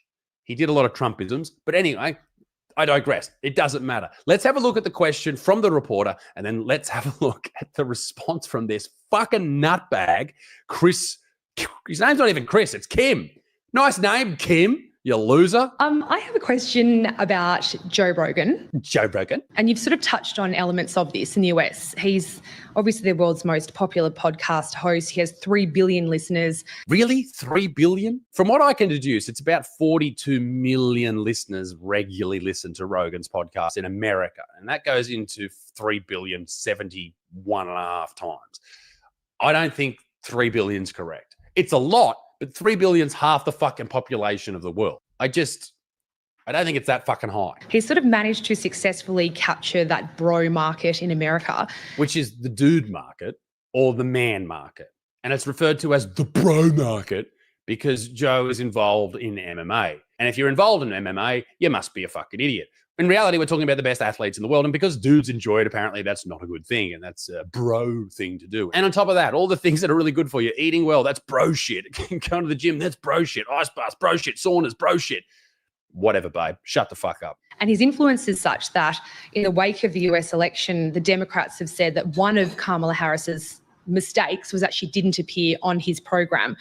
So I'm just wondering if you had any observations about what's behind the Joe Rogan effect, how you believe he's managed to so successfully capture this huge market.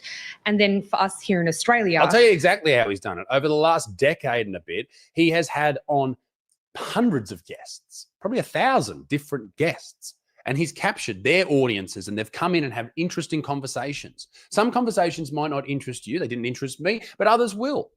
I found out a lot about different things that I never thought I would be ever interested in. Even bow hunting. When the fuck would I ever think that bow hunting is an interest of mine? But one of my best mates, Adam Greentree, is one of the best in the world. And if Joe didn't have him on his podcast, I never would have heard about bow hunting and I never would have heard about Adam Greentree and found out we lived in the same fucking area. My point is, Joe brings in all these different guests from all these different walks of life.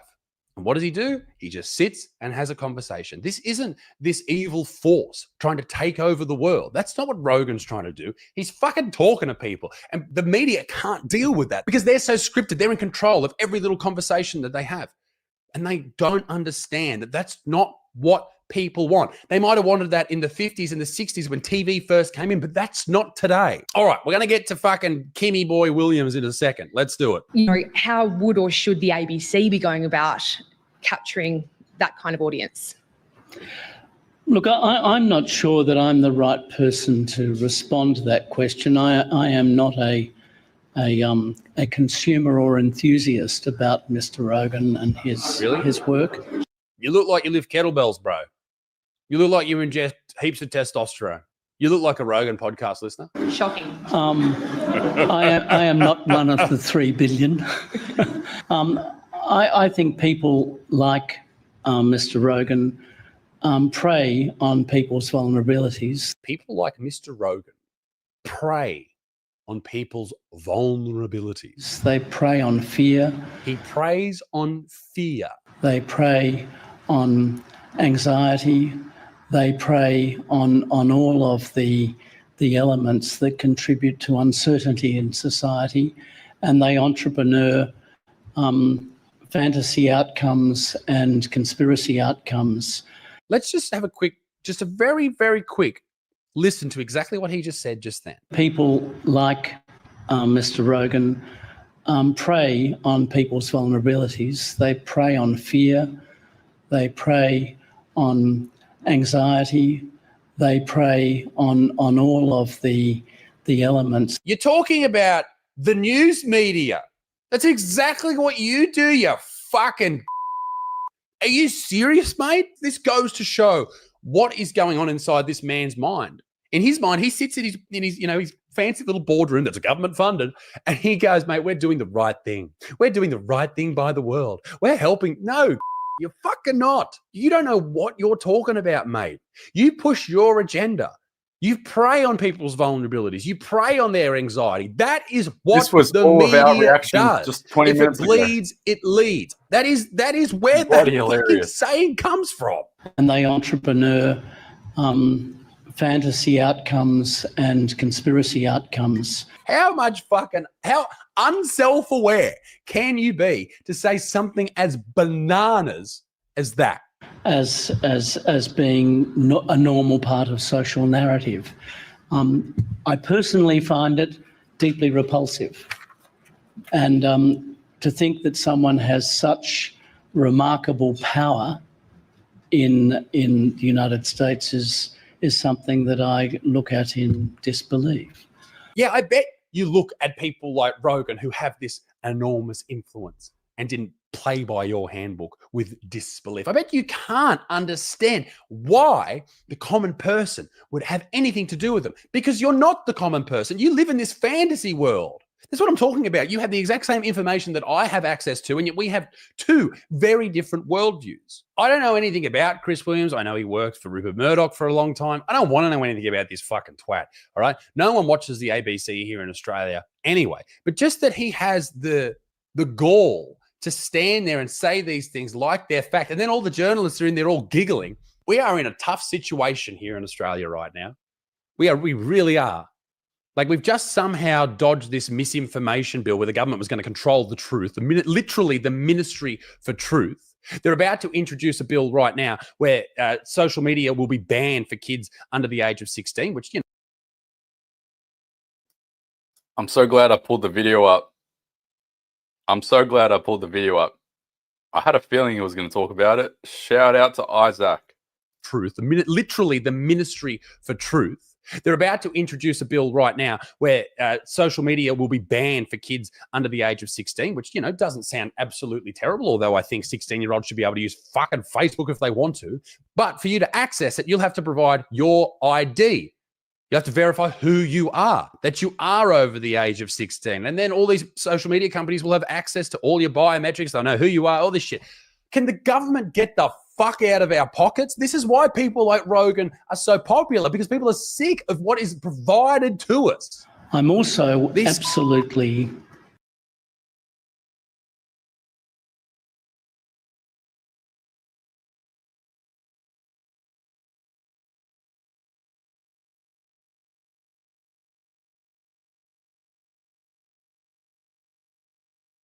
I'm muted.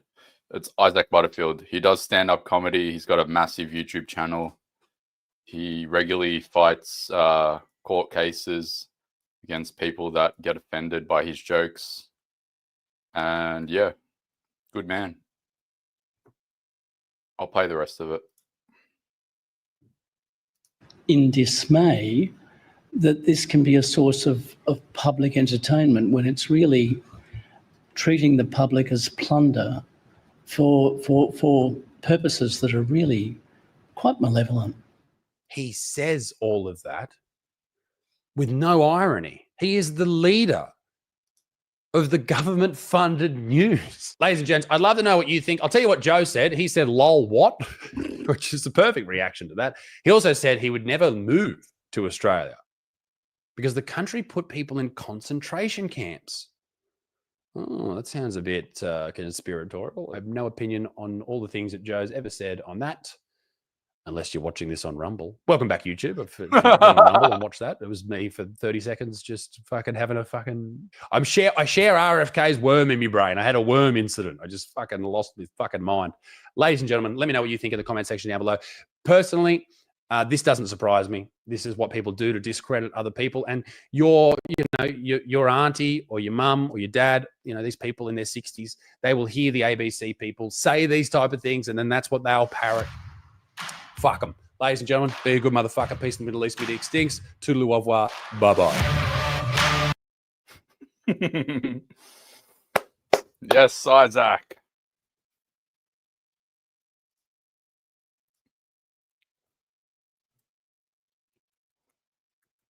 Oh, I'm glad I brought that up. Perfect timing.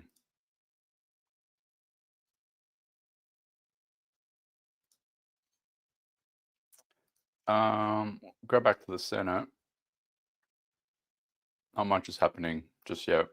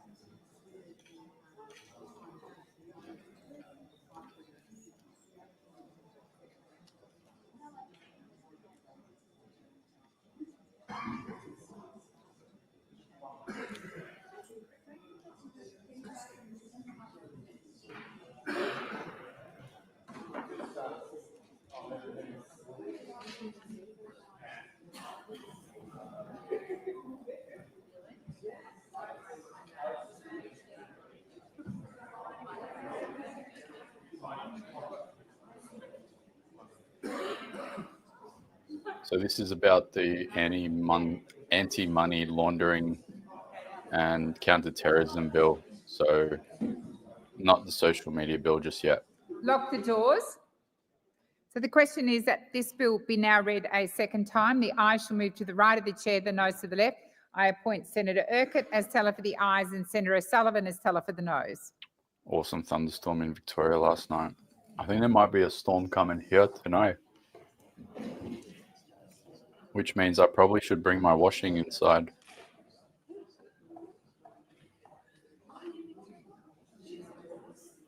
Will they break for dinner? I mean, what they do is the senators that want to vote on certain things will be there, and then they'll leave. They'll come back, they'll leave. And same with the chairs. So the chairs are on rotation as well. So there's like, I think maybe 3 chairs. So they'll rotate and they'll all go for lunch or breakfast or dinner, whatever.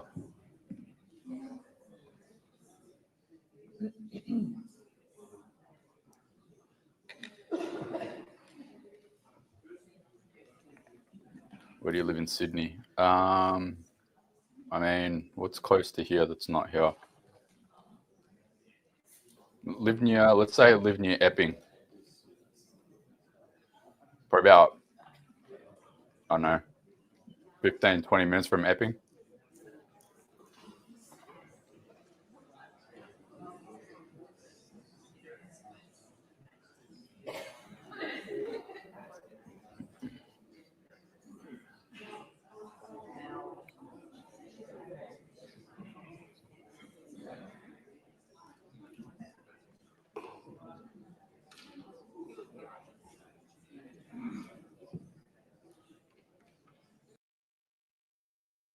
Here in the UK. Our argument is that children do not need smartphones until at least 14. You know, they need to be able to enjoy their childhood essentially without the pull of social media. Because the thing is, we know these platforms are designed to be as addictive as possible. Yeah, I'll be back. I'm keep going to children check scrolling outside. and clicking as possible. I'll be one second. You know, the reason we think it's better just to delay the technology is because otherwise we're relying on the tech companies being ethical and Ofcom regulating it and policing it. And you know, we don't believe that's at the way things are at the moment that's going to work. So, you know, children do not need a smartphone. When children just had simple phones, we didn't see the issues that we had. They are supercomputers. They are not actually phones at all, and they are in the children's pockets all the time. And what that means is that they are giving children 24-hour access to the internet, and they're also giving the whole internet 24/7 access to our children. And we know that at the moment the content is not safe on there, and they are designed to be as addictive as possible. And it's just not a fair fight, is it? You know, it's children with brains who are still developing against thousands of engineers in Silicon Valley who are trying to make them addicted. It's not fair, and that's why we actually need to come together as parents and schools and government and say, this is not right. We need to delay the age that children get smartphones. That's Claire Fernie there. And that image you can see to the side of the screen is the Senate, where that bill is still being debated. As soon as we get a response to that, because it would be a world first, we will bring it to you here on BBC News. Now, Ain't to no a way that growing they are sense actually monitoring of this economic news. and political crisis. Hey, good timing on that. It literally just started to rain now. Well, BBC News is onto it. Wow. Who's going to be first? Is it going to be A, Leo Puglisi, B, the BBC, or C, Anthony? Put your answer in the comment section below. Who is going to post about the outcome first? Lock the doors. And on that note, I'm going to make sure that I'm prepared.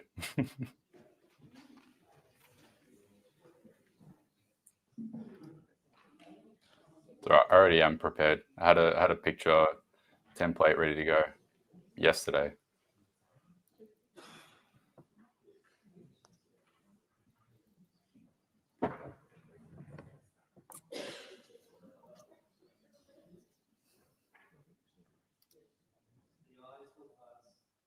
Going to be C, you, Antonio. I don't know. I think Leo, when he does it on 6 News, it'll just be text. I do it with the template, and I usually have the video from that moment. And I think that's more important than just having text or an image, because it really captures the actual moment of when that decision was made. But yeah, I probably lean towards Leo out of those 3, because his version will probably be just text with an image, but no video. For me, the moment will happen, and then I'll need to clip it. And that is my... So the question is that way government I like to amendments do it on better. sheet I like to do it ZB355 with be the video. agreed to. The ayes shall pass to the right of the chair, the noes to the left. I appoint Senator Urquhart as teller for the ayes and Senator O'Sullivan Leo as has teller a for the neural noes. implant. Yeah, he's got Neuralink, doesn't he?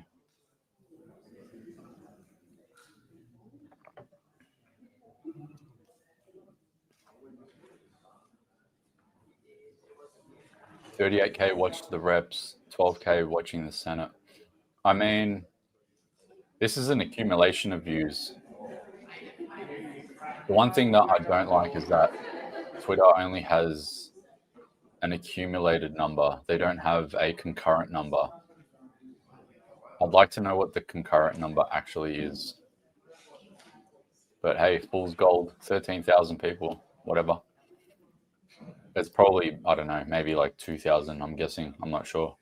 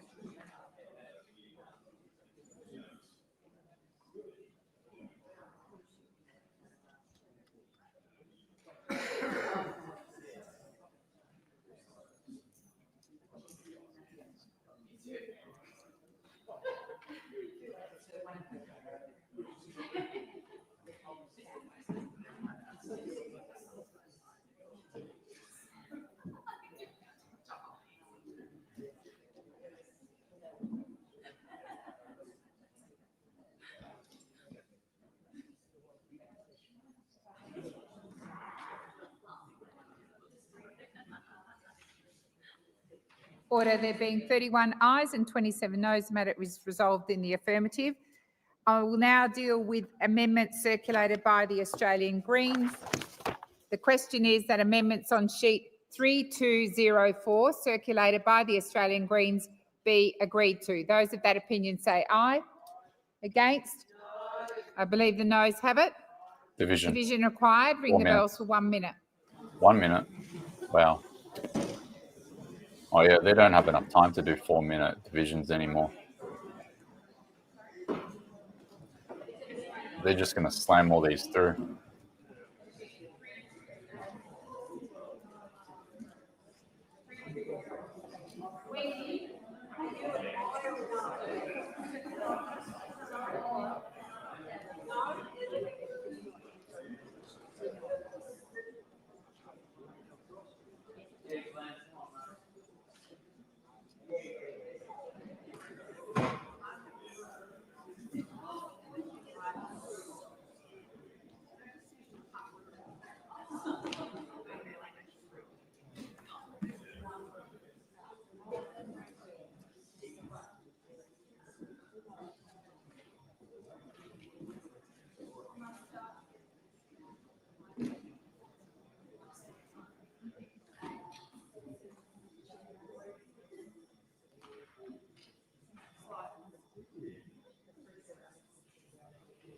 Lock the doors. So the question is that the amendments on sheet 3204 circulated by the Australian Greens be agreed to. The ayes shall move to the right of the chair, the noes to the left. I appoint Senator McKim as teller for the ayes and Senator O'Sullivan as teller for the noes.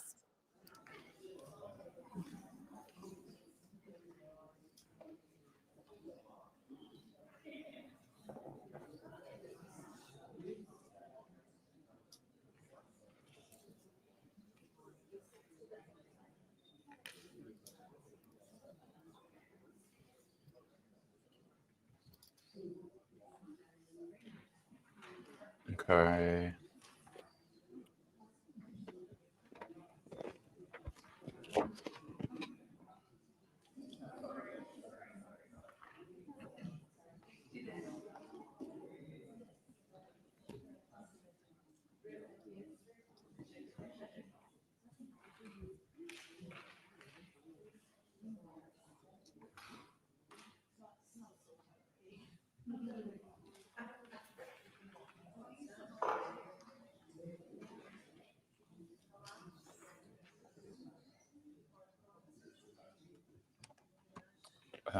Let me fix that up a bit.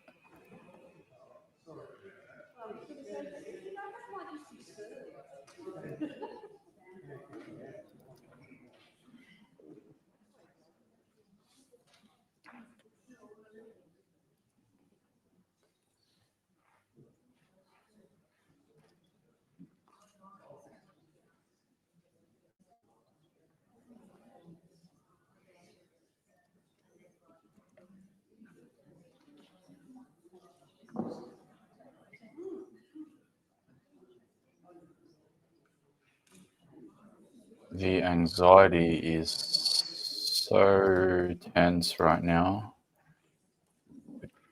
Cut it with a butter knife. Order. There being 13 ayes and 27 noes, the matter is resolved in the negative. I will now deal with amendments circulated by the Jackie Lambie Network. The question is that amendments on sheet 3066 circulated by the Jackie Lambie Network be agreed to. Those of that opinion say aye. Against? Jackie Lambie I Network believe the noes have doesn't it. sound real. Division required. Ring the bells for 1 minute. Doesn't sound like a real thing. The Jackie Lambie Network. It sounds like a server name for like a Call of Duty or something. Want to join my Jackie Lambie Network?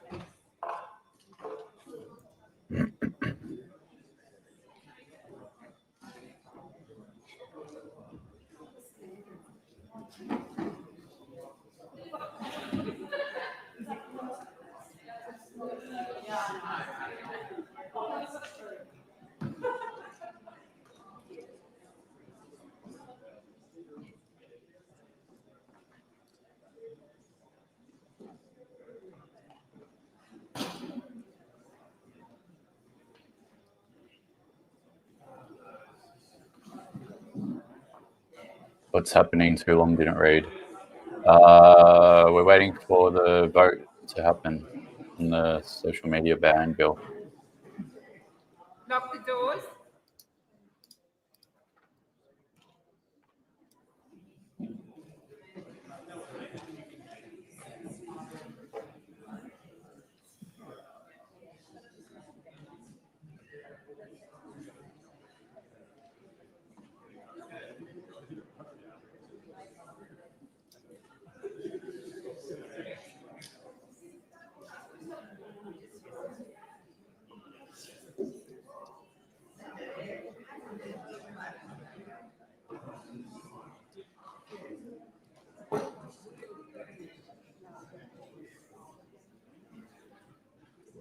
The question is that amendment on sheet 3066 circulated by the Jackie Lambie Network be agreed to. The ayes shall move to the right of the chair, the noes to the left. I appoint Senator O'Sullivan as teller for the ayes and Senator Grogan as teller for the noes.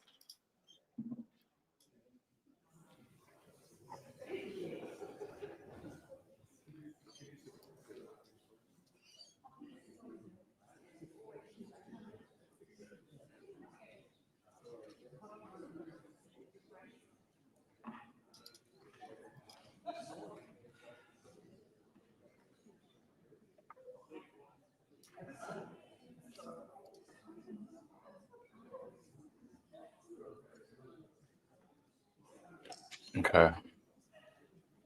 I think that's fine. Just getting my template ready to go.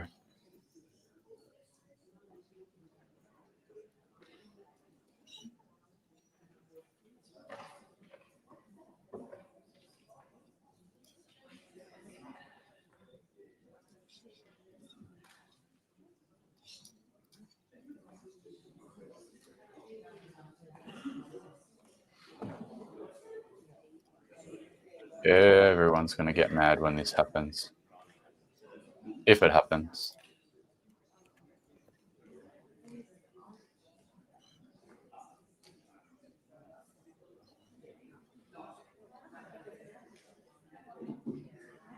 Okay.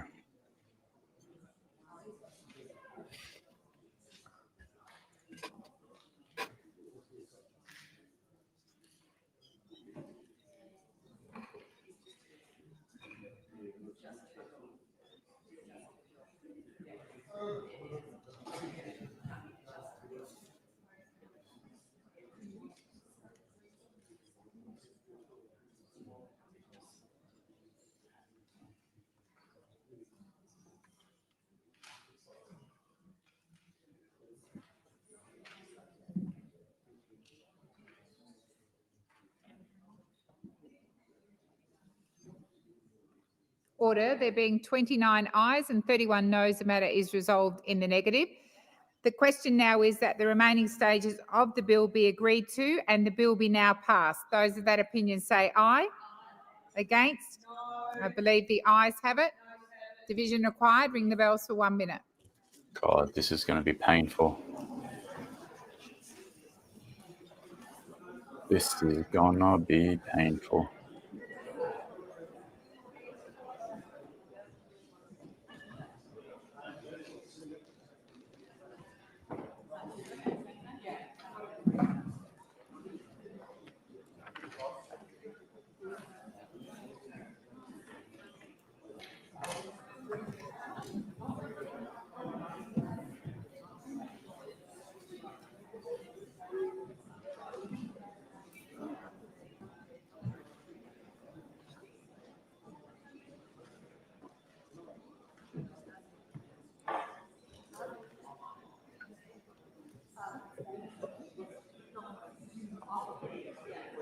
What's with the musical chairs nonsense? True.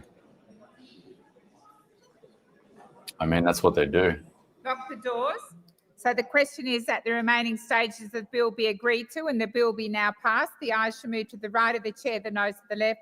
I appoint Senator Grogan as teller for the ayes and Senator O'Sullivan as teller for the noes.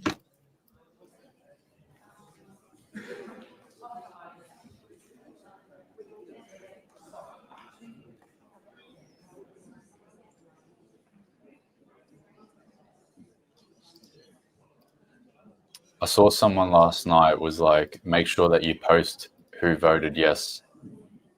That's all I care about. I'm like, don't worry, I will. I will. I've been doing that.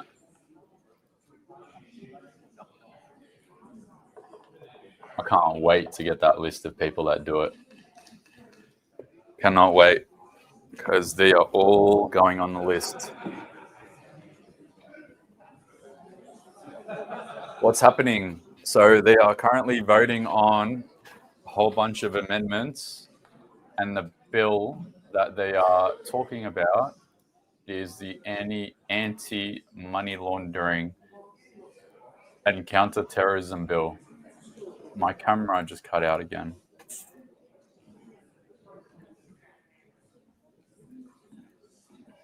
There we go. Yeah. So literally, the second that the votes have been cast and they're publicly available, I'll post it straight away.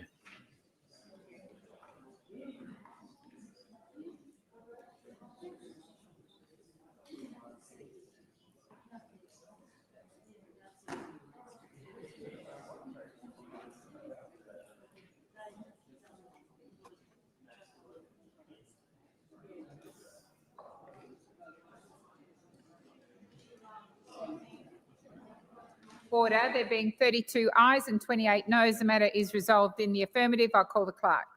Bill for an Act to amend the Anti-Money Laundering and Counter-Terrorism Financing Act 2006 and repeal the Financial Transaction Reports Act 1988 and for related purposes. I will now deal with the Sydney Airport Demand Management Amendment Bill of 2024. The question is that the bill now be read a second time. Those of that opinion say aye. Against? I believe the ayes have it. I call the clerk. A bill for an act to amend the Sydney Airport Demand Management Act 1997 and for related purposes. I will now deal with the Committee of the Whole amendments, starting with the amendment circulated by the Australian Greens. The question is that the Australian Greens amendment on sheet 3169 be agreed to. Those of that opinion say aye. Against? I believe the noes have it. Division required. Ring the bells for 1 minute.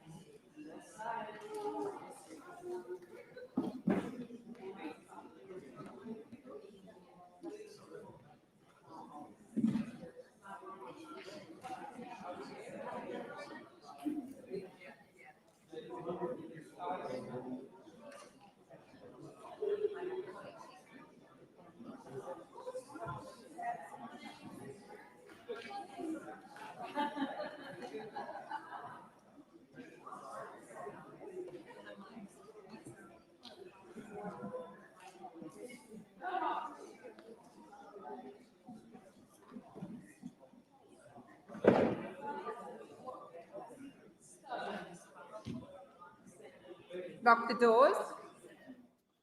So the question is that the Australian Greens amendments on sheet 3169 be agreed to. The ayes shall move to the right of the chair, the noes to the left. I appoint Senator McKim as teller for the ayes and Senator O'Sullivan as teller for the noes.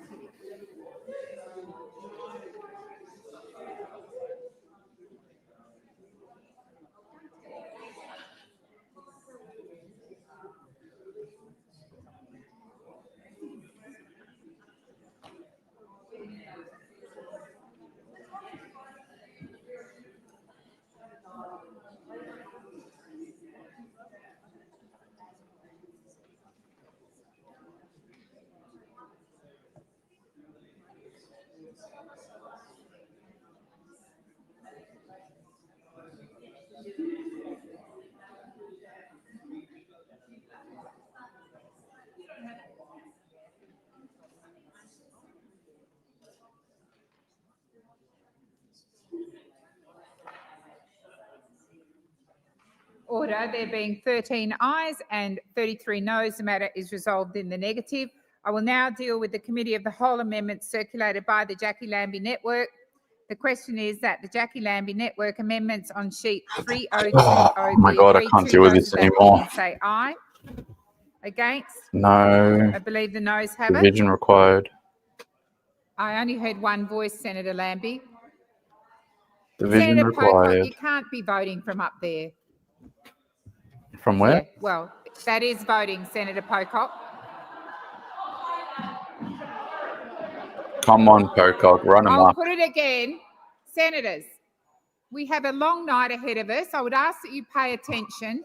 You need more than one voice to have a division. The question is that the Jackie Lambie Network amendments on sheet 3020 be agreed to. Those of that opinion say aye. Against?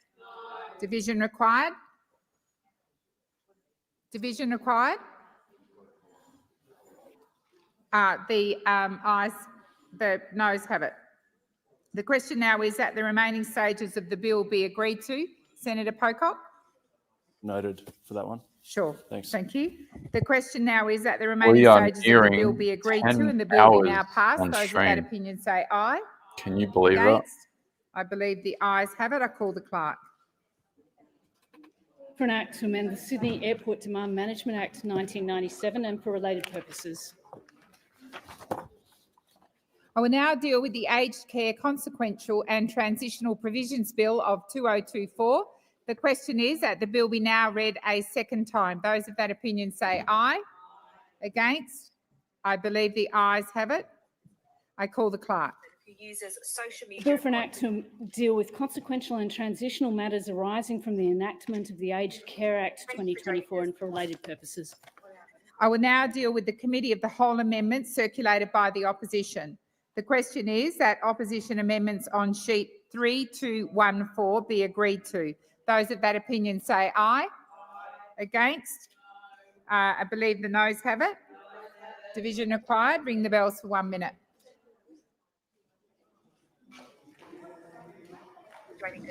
And to help. Platforms is amongst the opposition. Just gonna upload a video quickly.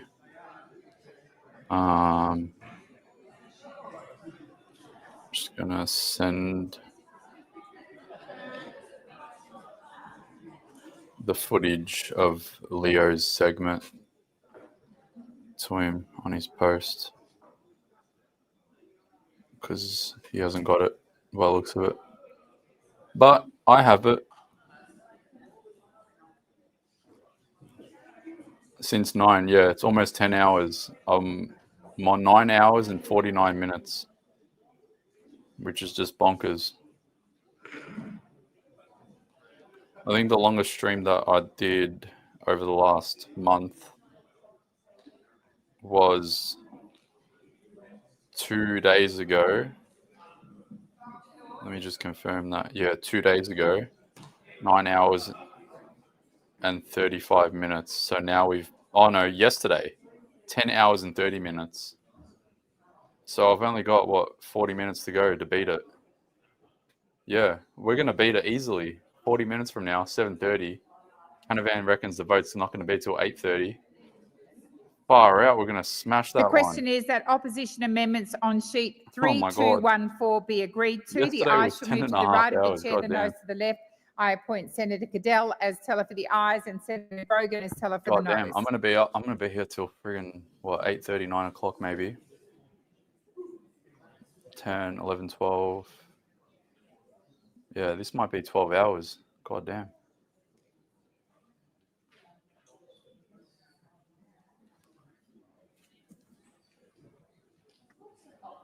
God damn.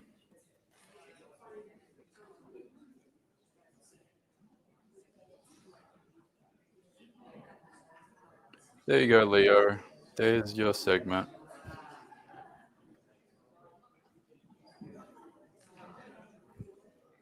I'll retweet it. So if anyone wants to watch it again, there you go.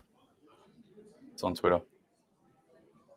There's an 8-hour limit on YouTube. I mean, I don't think there is a limit. Maybe there's like a 24-hour limit. How long can you live stream on YouTube? 12 hours. Technically, there's no time limit. However, YouTube can only archive streams for 12 hours. Okay. In the event that we go for another 2 hours or more, everyone on YouTube, come to Twitter. If this goes past, what will it be? 7.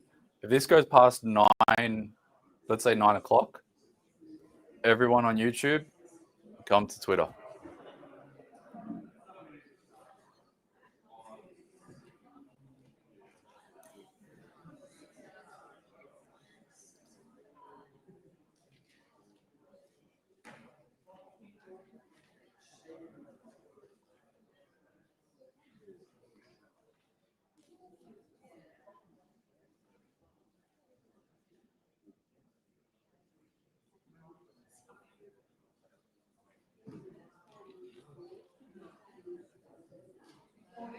28 ayes and 31 noes. The matter is resolved in the negative.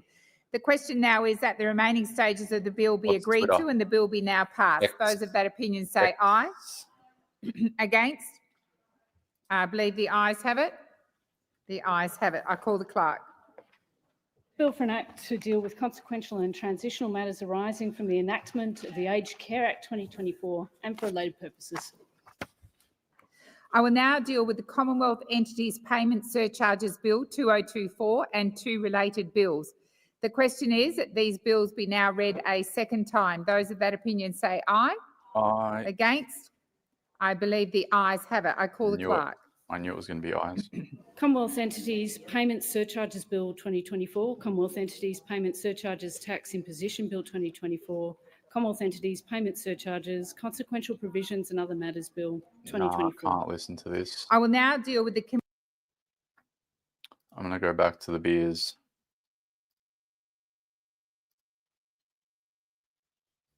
Let's refresh this.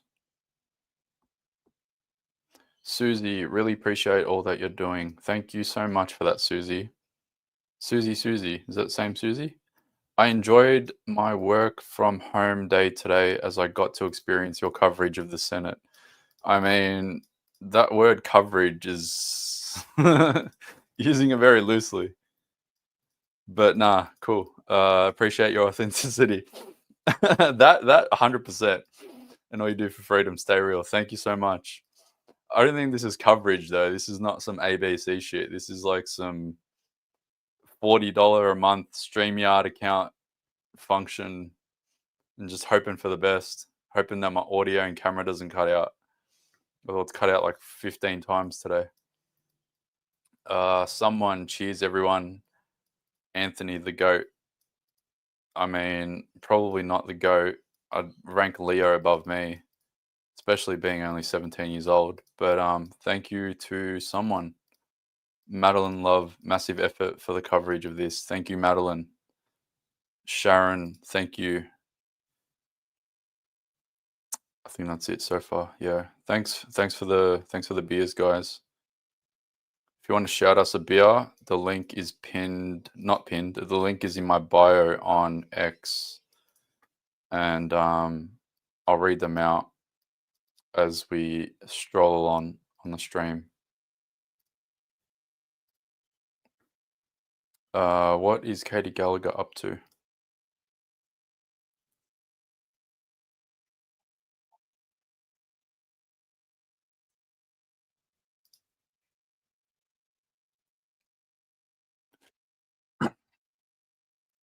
Commonwealth Entities Payment Surcharge Bill.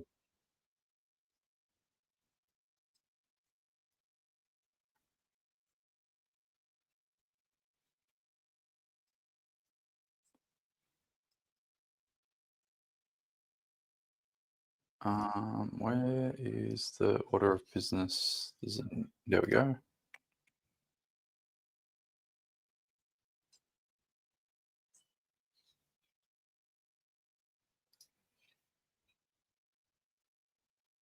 Lost connection to audio again. Okay.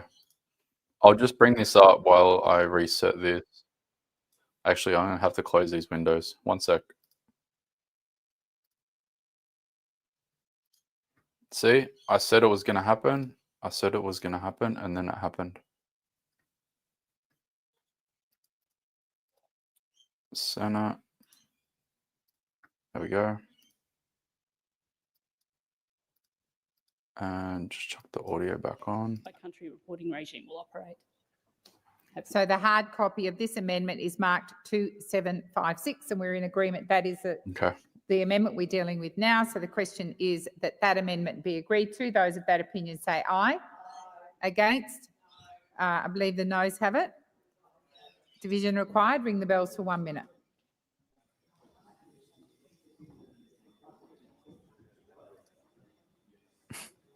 I donated, but not beer, just money.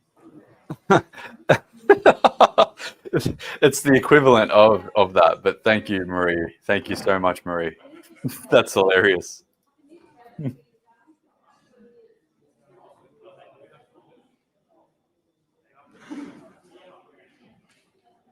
What about Rumble? I do have a Rumble.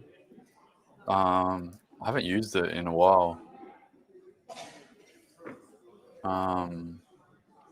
I used to use it a lot because all the videos that I was uploading on YouTube were syncing to Rumble. But then Google came out and said to Rumble, go fuck yourself. And they stopped the sync service, so you can't sync anymore, which sucks because it was actually helping me grow the account pretty well. Had 920 followers there.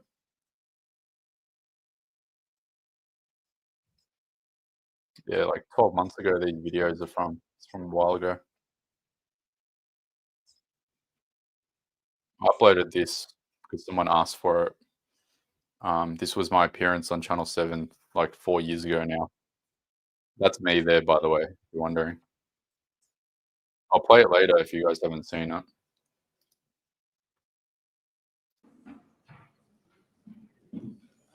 But yeah, Rumble's good, but I wish the sync feature was still a thing because it's hard uploading to like 5 different platforms already. But yeah, I mean, if I get this operation to become respectably sizable, it would be good to just have someone that can do the uploading. But you know, I'm happy to do it at the moment. This amount of workload's enough. Anything more than this,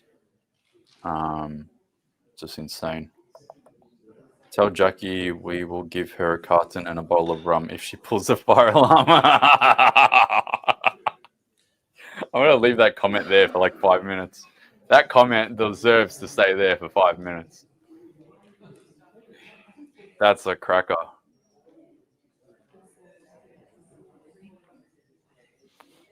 What you need to know about this bill is that they're ramming through a bill that grandfathers a legal act by a government where they illegally charge surcharges on fees collected. So instead of making it right, they're changing the laws and making them retrospective. Okay, so making it an illegal act by the government where they illegally charge surcharges on fees collected. Okay. Right. So it's not really that. I mean, it's important, but it's not like I'm going to read about it. Where's the live minutes here? Commonwealth entities, yeah. Payment surcharges. All good. I love how you're reading them all. Or you know everything about each bill. Or you've probably just pulled it up somewhere. If dollars were beers, I'd have a lot more dollars.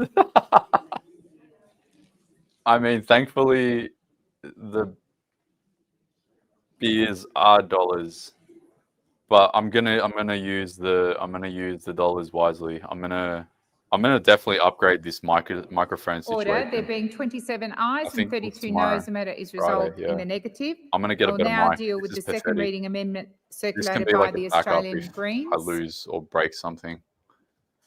But yeah, I'm definitely gonna Senator McKim. spend some of those dollary dues.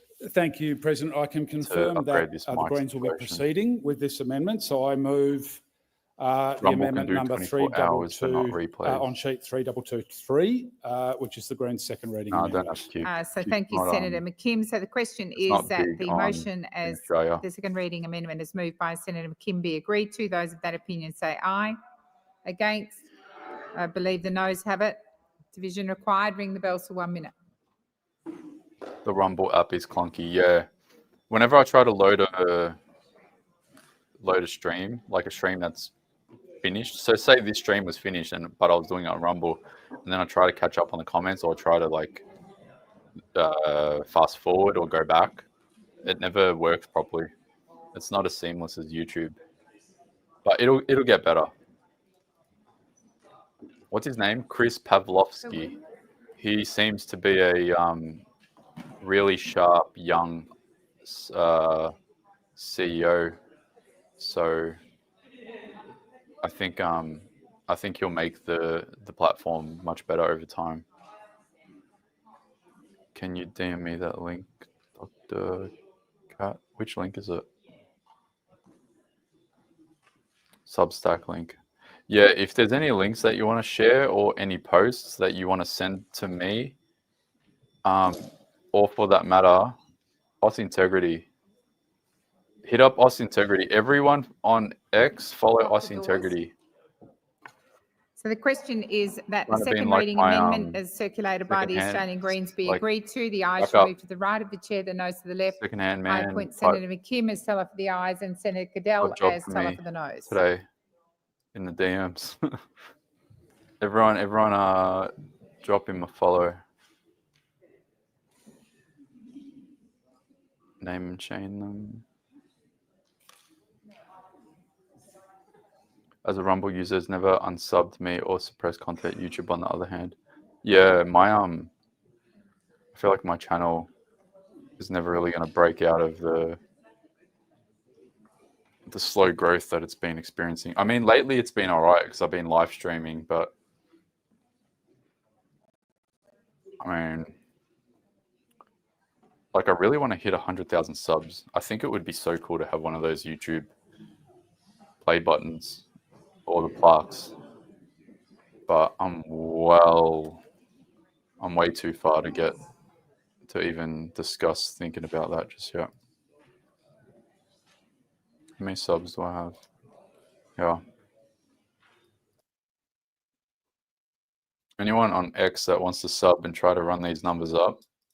I mean, while we're waiting.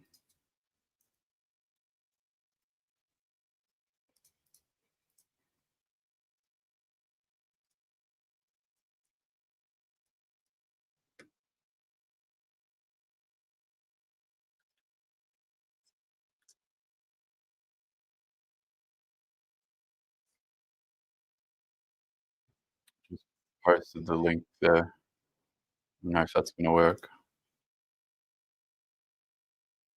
It's the same username. Same username for everything. But yeah.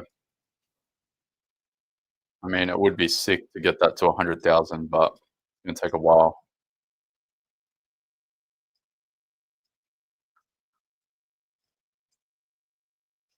Other Measures Bill 2024.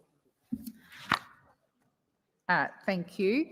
So we're now dealing with sheet UD 108, number 2, which is items 14 and 15 of Schedule 1. It's a government amendment. So the first question is that Schedule 7 stand as printed. Those of that opinion say... Business.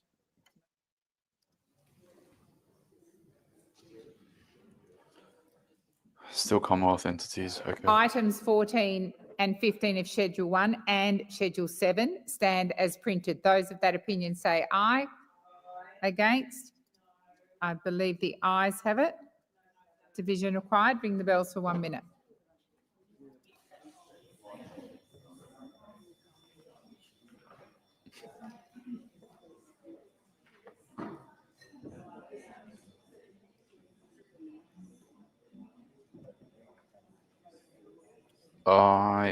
No division required. We're going to hear that a lot for the next couple of hours. What's Matt Canavan up to?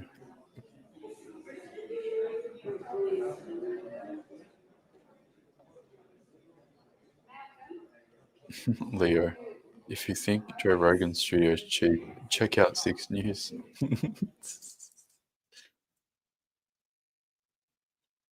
Move this out of the way. Mate, that's an excellent setup. You know what? Yeah. I would probably rate my setup better than yours, actually. I've got a better chair than you. This is like the only thing that I spend a little bit of money on, like a $300 chair. So I was like, if I'm going to do this all out, I want to at least have a comfortable chair.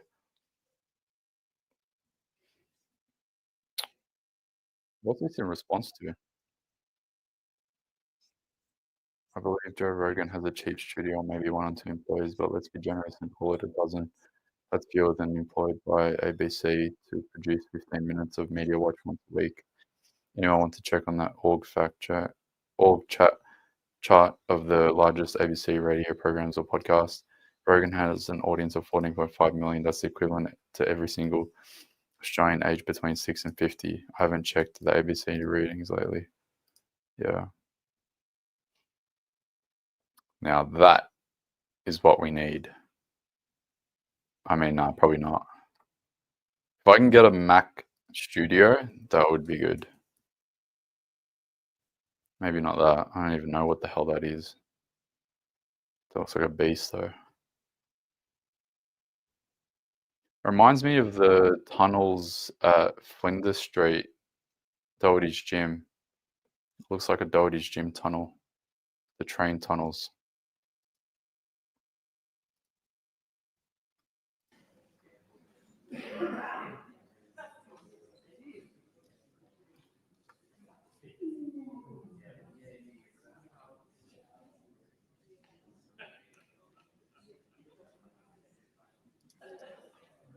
Can everyone please share this live feed at about 6:45 in 25 minutes?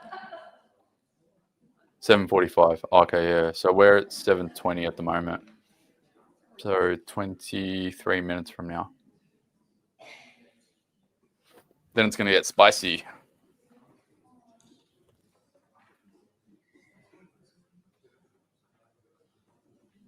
You will get deleted before you get to 100K. Truth tellers get to about 20K and get deleted. I know a creator who's on his 14th channel. I mean, I've had my channel for 12 years. I've only been using it to upload stuff for like There being 25 ayes and 31 noes, the matter is resolved in the negative. But I've had my channel for quite a long time. The next question is that the remaining government amendment on sheet UD 108 and the amendments on sheet PC 122 be agreed to. Those of that opinion say aye. Against? I believe the ayes have it. Division. Division required. Ring the bells for 1 minute.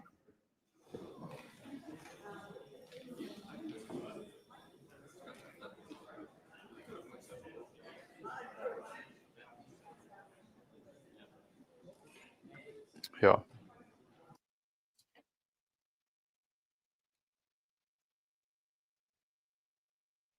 Joined YouTube May 19th, 2012. So I've had this channel for 12 years. So it's done all right. I've had it for a very long time. When did I make it? 12. I can't even do basic maths anymore. I made it when I was 20.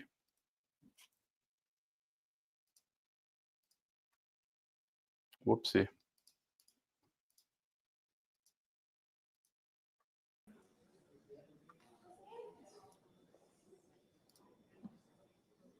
Lock the doors. So the question is that the remaining government amendments on sheet UD 108 and the amendments on sheet PC 122 be agreed to. The ayes shall move to the right of the chair, the noes to the left. I appoint Senator Grogan as teller for the ayes and Senator Cadell as teller for the noes. Yeah, they are going through them quick. 1 minute divisions, probably about a minute on the vote. They're just pumping them.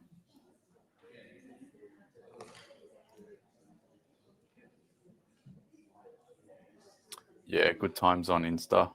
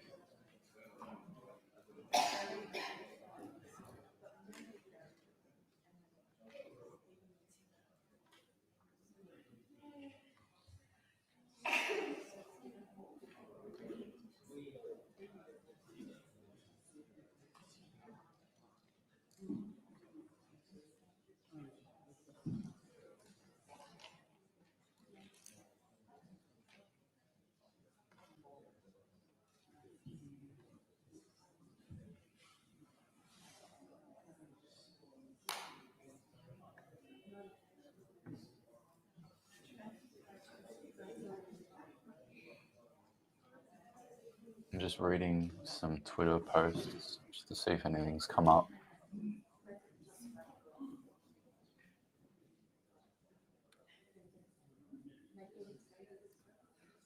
Order. There being 33 ayes and 22 noes, the matter is resolved in the affirmative.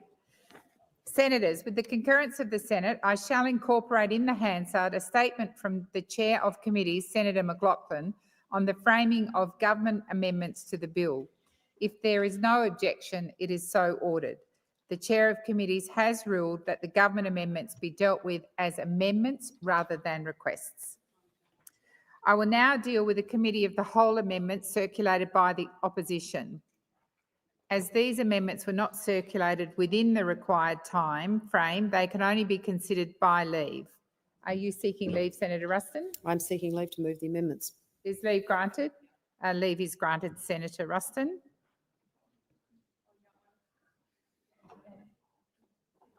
I move the amendments on sheet 2752 revised and 2753 revised. So the question is that the amendments as moved by Senator Ruston be agreed to. Those of that opinion say aye.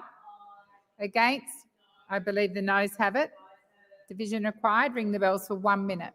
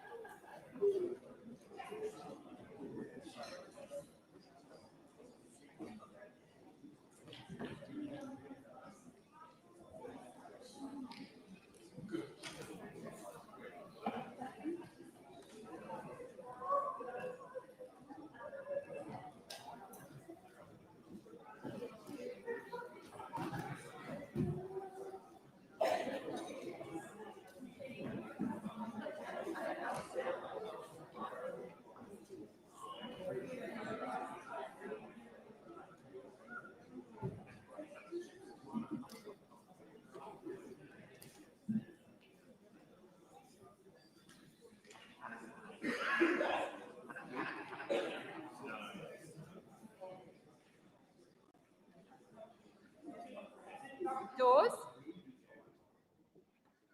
So the question is that the amendments on sheet 2752 revised and 2753 revised as moved by Senator Ruston be agreed to. The ayes shall move to the right of the chair, the noes to the left. I appoint Senator Goodell as teller for the ayes and Senator Grogan as teller for the noes.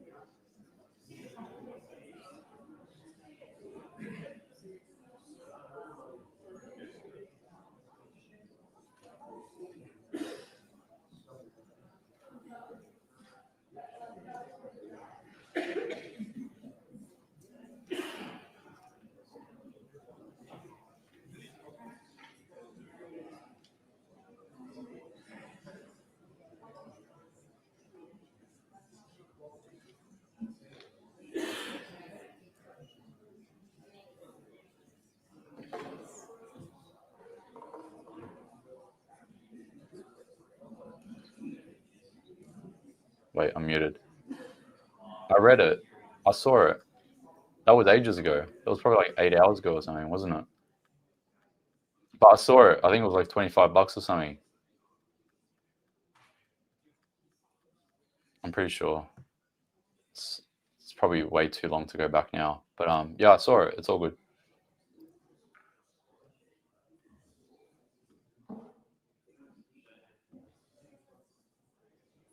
Back now with some wine. Just 5 minutes ago. Really?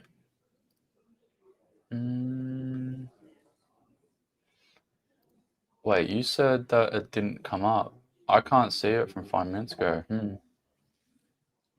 Did it come up on YouTube? Order. There being 26 ayes and 32 noes, the matter is resolved in the negative. Senator Canavan, are you racing back to your seat to seek leave? Senator David Pocock? Canavan. Note my support for 2753. Sure. Thank you. Senator Canavan. Could I also seek leave to move amendments on sheet 3233? Is leave granted? Leave is granted, Senator Okay, well, I Canavan. move my amendment on sheet 3233 as circulated. So the question is that the motion as moved, the amendment is moved by Senator Canavan on sheet 3233 be agreed to. Those of that opinion say aye. Against? I believe the noes have it. Ring division required. Ring the bells for 1 minute.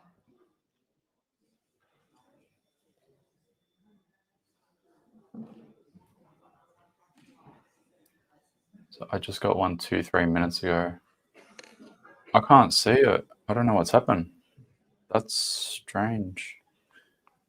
Because on the feed that I have here on the screen, it usually highlights it for me. I don't know what happened to it, man.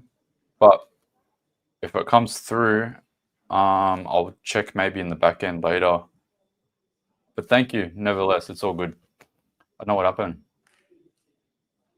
That's odd. Usually it comes up here. It goes into the highlighted section. So then I can just bring them up here like this.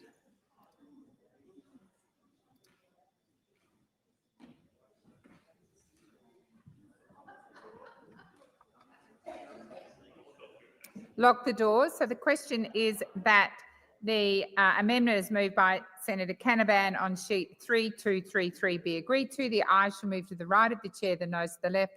I appoint Senator Cadell as teller for the ayes and Senator Ciccone as teller for the noes. How much was it? How much was it, Devastator? How much was it? And then I'll check on the back end if it comes up.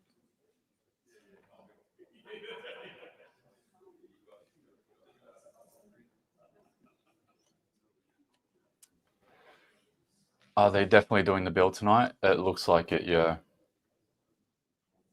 I don't trust them though. I'm just gonna smash this out until literally until the wheels fall off. I don't care if this goes till midnight. We're just gonna run it.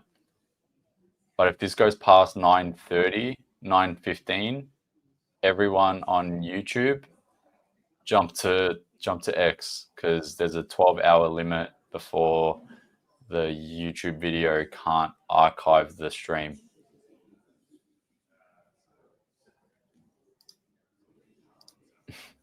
Here's another 10. I hope this one isn't Eden. Let's hope no one forgets this event or what the government did. Oh, trust me, no one's going to forget it. Thanks heaps for that, man. I'll keep it up for like a minute. I'll keep it up. Things that we've just got other divisions anyway. What was, what's this bill? I need to pay attention. It's probably the same one. Commonwealth entities, yeah. Because I haven't heard a different bill name yet. Yeah, same bill. This bill's got a lot of amendments. Yeah, this comment here. Are they trying to run out the clock with amendments? Literally. Is it Linley? Literally, they're ramping up all these amendments and just killing time. What is it now? 7:30. The House stands suspended. Proceedings expected to resume at approximately 7 a.m. tomorrow, 29th of November. What? That's the House of Reps. But what? Tomorrow. Parliamentary calendar. There being 26 ayes and 32 noes, the matter is resolved in the negative. I will now deal with the Committee of the Whole amendment circulated by the Australian Greens. Senator Kim, are you still going ahead with those amendments? I need to turn the volume off here so I can hear myself think. So this is tomorrow. There's only this. Let me get the comment off so I can see this. There's a joint committee for what? Human rights, anti-Semitism, an inquiry into Australian intelligence agencies and inquiry into Australia's response to the priorities of Pacific Island countries. And I've got everything selected here: House, Senate, estimates, committees, visits, public holidays, everything. Where'd you see that? Where's that comment, Andrea? Where's that? Is that on the Parliament live minutes? These are the live minutes for the Parliament at the moment. Speaker to call on member statements.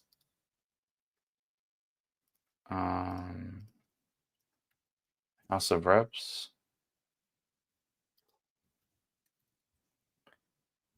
Where's the live for the House of Reps? Are they still live? Senate, House of Reps. No, House of Reps just finished 30 minutes ago. Okay. There's nothing on the calendar though. Whoops. There's nothing on the calendar. That's strange.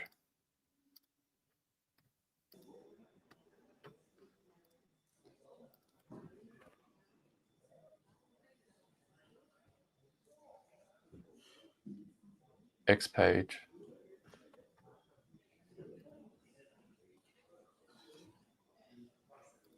Can you send me the link, Andrea, please?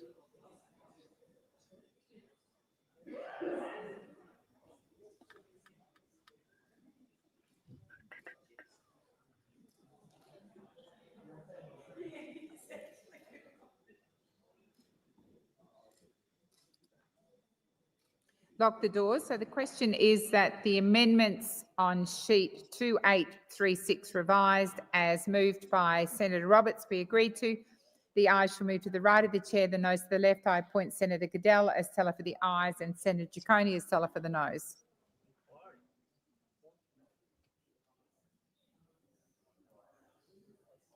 Internet dropped. What happened? Nothing's changed. Not much. There you go. There's your answer. Not much. Not much. Same.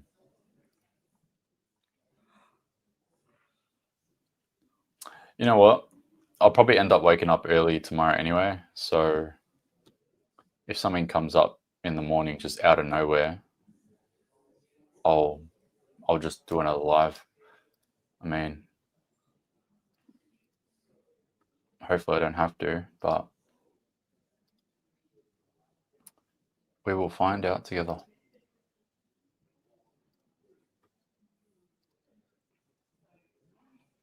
Alana, you are now the Prime Minister. Prime Minister Alana.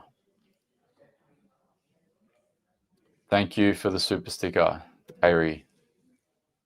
Thank you so much for that. Supers. Yeah, it comes up on the back end so I can see it here. Thanks for that. Thanks for that so much. Super thanks, super stickers. Alana is the Prime Minister, everyone. Prime Minister Alana.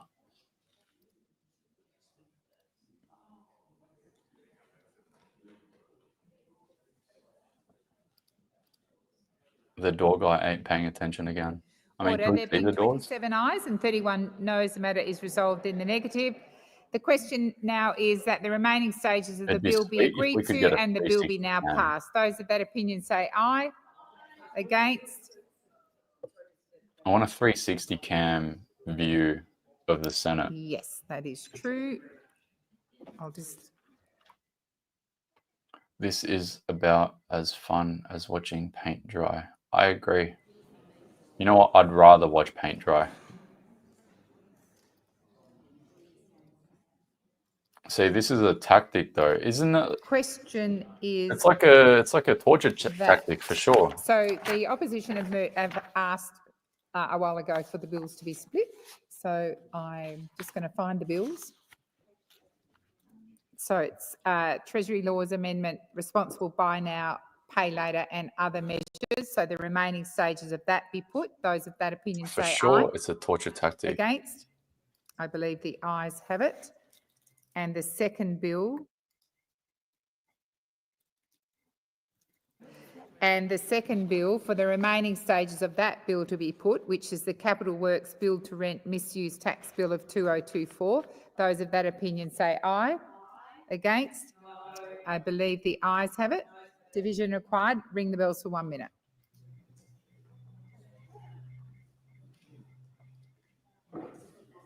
Yeah, here are. I literally just did this in Grok. Is there a torture tactic where you exhaust your enemy? Yes, there are several torture tactics used to exhaust your enemy, both physically and psychologically. Here are some notable methods. Sleep deprivation. I had a good sleep, so I'm okay. Sensory overload or deprivation. I'm probably gonna get close to sensory overload soon. Stress positions. I'm pretty comfortable, so I'm okay. Force physical exertion. I'm not exerting too much, but by the time I'm done, I'm pretty tired. But yeah, this is literally torture. So I'd rather watch paint dry.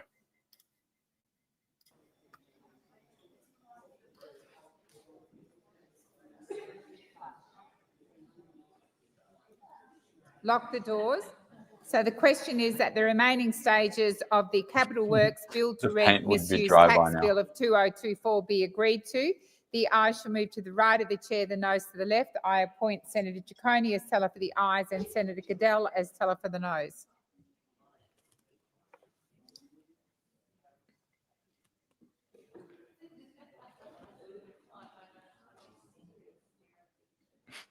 My nervous system is shot by this. I mean, I can't wait for this to be done. So then tomorrow I'm gonna, unless some really outrageous news comes out of nowhere tomorrow, or if Parliament sits tomorrow for some really spontaneous reason, I'll jump on. Otherwise, I'm gonna take a break from my phone for most of tomorrow. I'm just gonna relax, and then I'll jump back on probably on Saturday.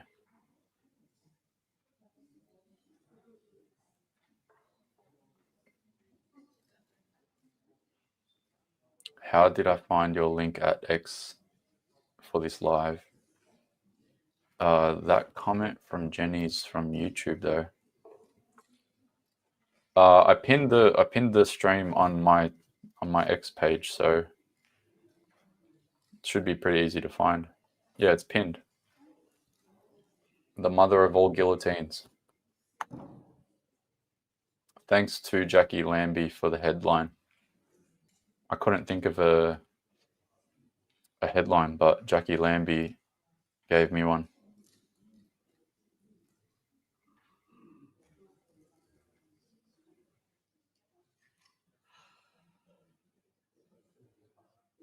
Order. There being 32 ayes and 26 noes, the matter is resolved in the affirmative. I call the clerk. Is that the third one? Treasury Laws Amendment, Responsible Buy Now, Pay Later and Other Measures Bill 2024 and the Capital Works Build to Rent Misuse Tax Bill 2024. I will now deal with the Crimes Amendment Strengthening the Criminal Justice Response to Sexual Violence Bill of 2024. When the bill was last considered, the Committee of the Whole had agreed to Government Amendments 1 to 8, 10 to 13 and 15 to 21 on sheet TM 121 and proposed item 24C in Amendment 9. I will now put the questions on the remaining amendments. The question is that Government Amendments 14 and the remainder of the Government Amendment 9 on sheet TM 121 be agreed to. Those of that opinion say aye. Against? I believe the ayes have it. I will now deal with the Committee of the Whole amendment circulated by the opposition. So the question is that the opposition amendment on sheet 2942 be agreed to. Those of that opinion say aye. Against? I believe the noes have it. Division required. Ring the bells for 1 minute. When does it say they're going to vote for it? Matt Canavan thinks it's going to be around 8 o'clock to 8:30. So either in 15 minutes or anything between 15 to 45 minutes.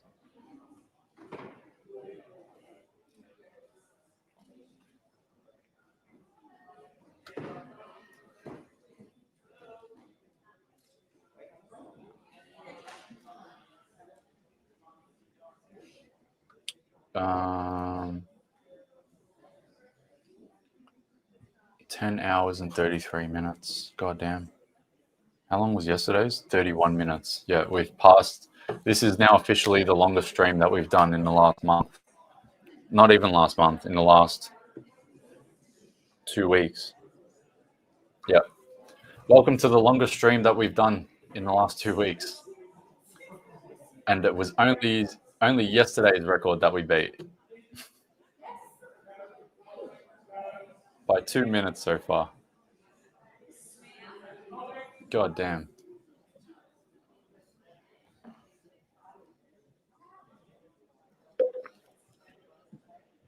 Lock the doors.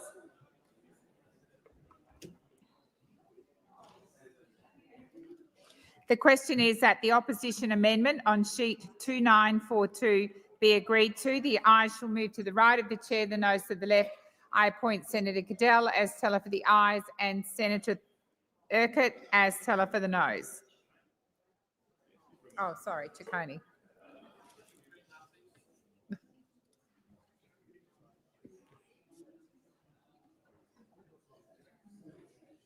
Yeah, we're still on the payment surcharge bill. While this is in a division, I'm just going to quickly take a break. I will be back shortly.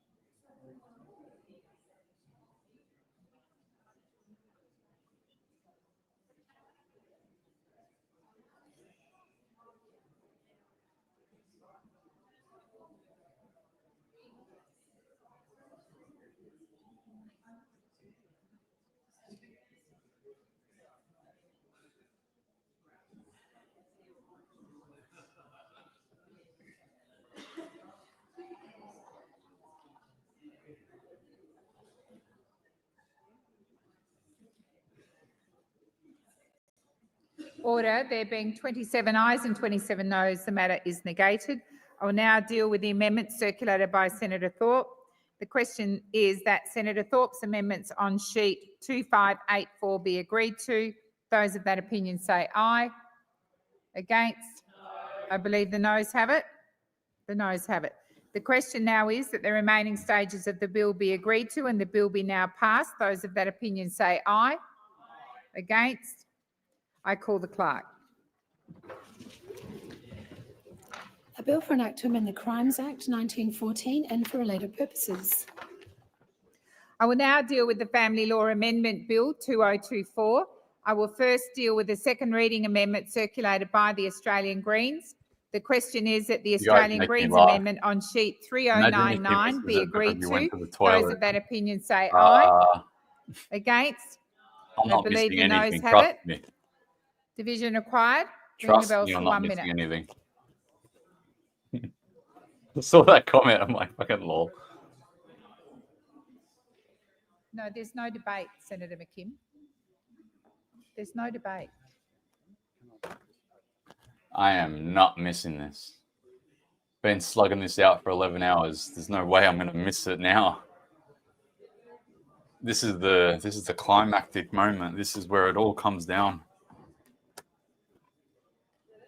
What is it now? 8 o'clock almost. Yeah. According to Matt Canavan's timeline, we are almost there.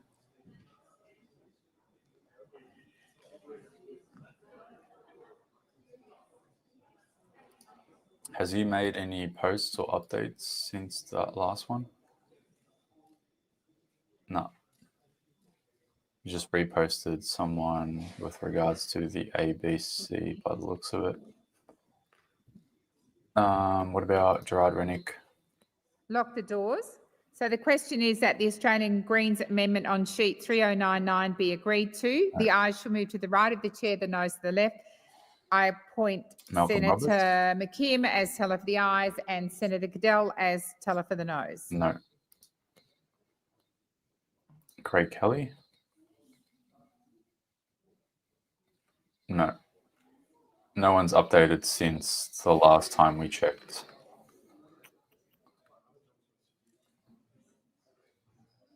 No one is as up to date as we are. Go team.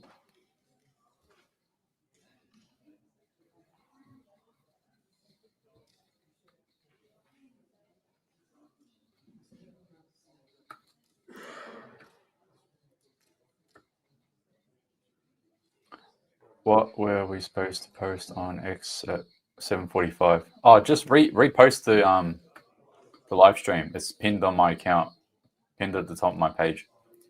Just give it a share. I don't trust this this live feed number, but 14,200 apparently.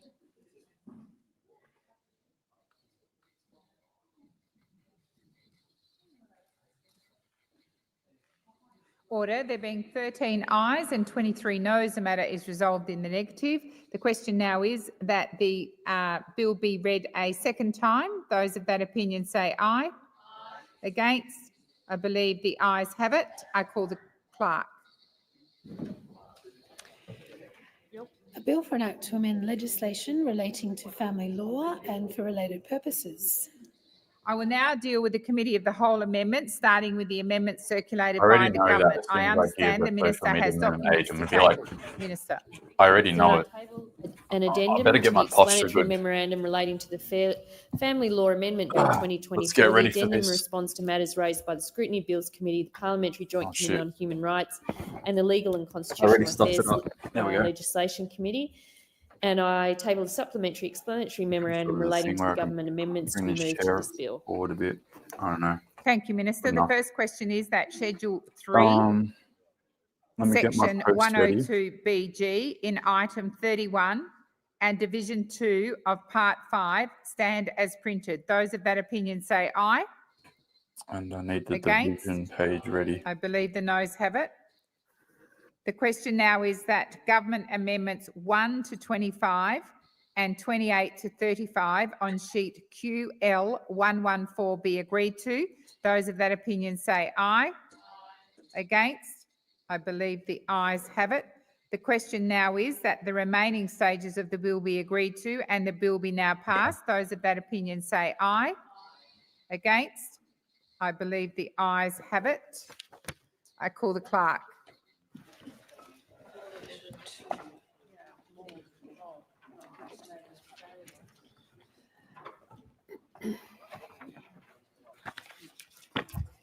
A bill for an act to amend legislation relating to family law and for related purposes. I have received messages from the House of Representatives forwarding the Future Made in Australia Guarantee of Origin Bill 2024 and 2 related bills for concurrence. I call the Minister. Thank you, President. I move that these bills be now read a first time, and I table a revised explanatory memoranda relating to 2 of the bills. So the question is that the motion is moved by the Minister be agreed to. Those of that opinion say aye. Against? I believe the ayes have it. Division required. Ring the bells for 1 minute. Gosh.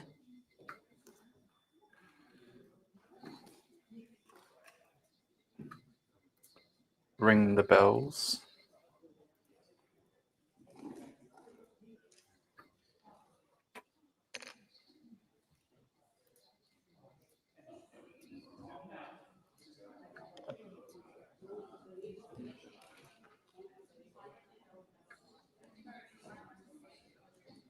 Eyes, nose, ring the bells.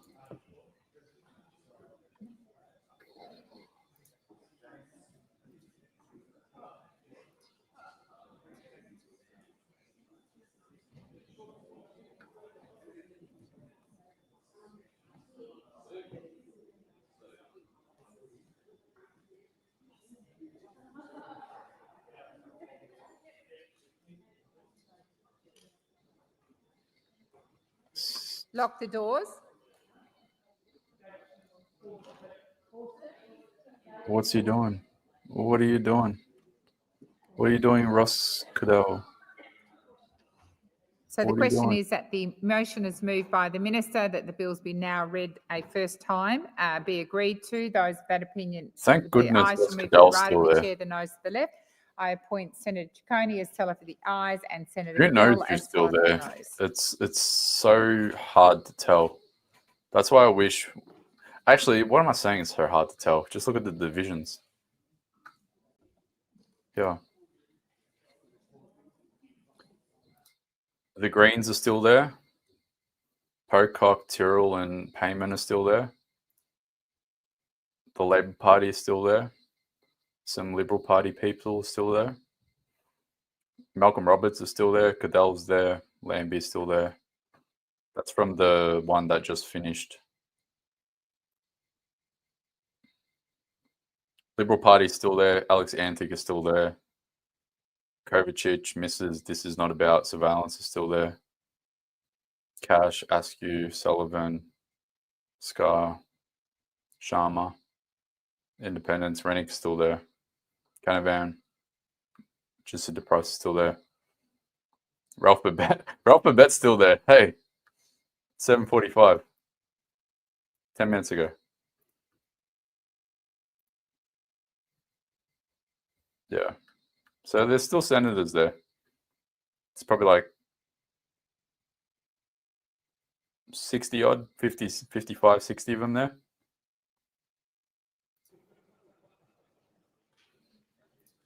Last one, MAGA.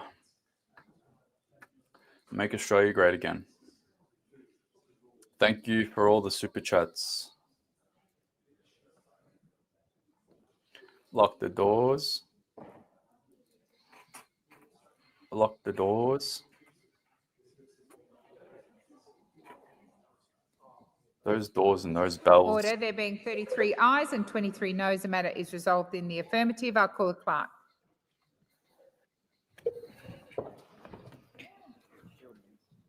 Future Made in Australia Guarantee of Origin Bill 2024.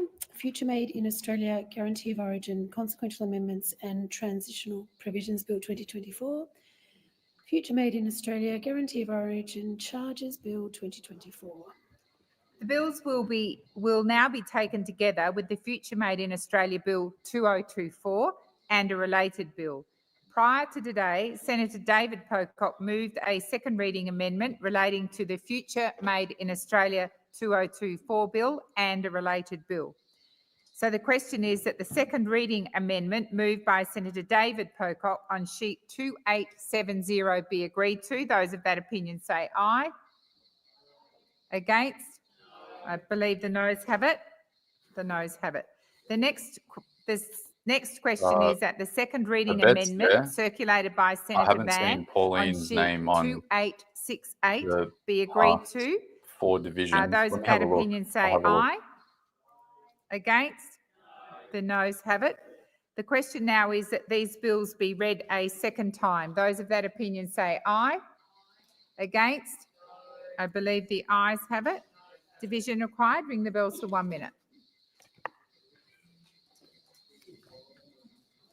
If Pauline Hans's name is not on any of these divisions that I'm just looking at now, I'm going to guess she might not be there.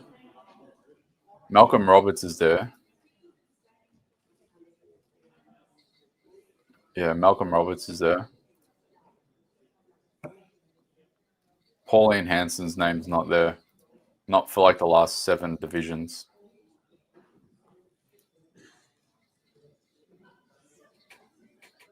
So I'm not sure. I'm not sure where Pauline is at the moment.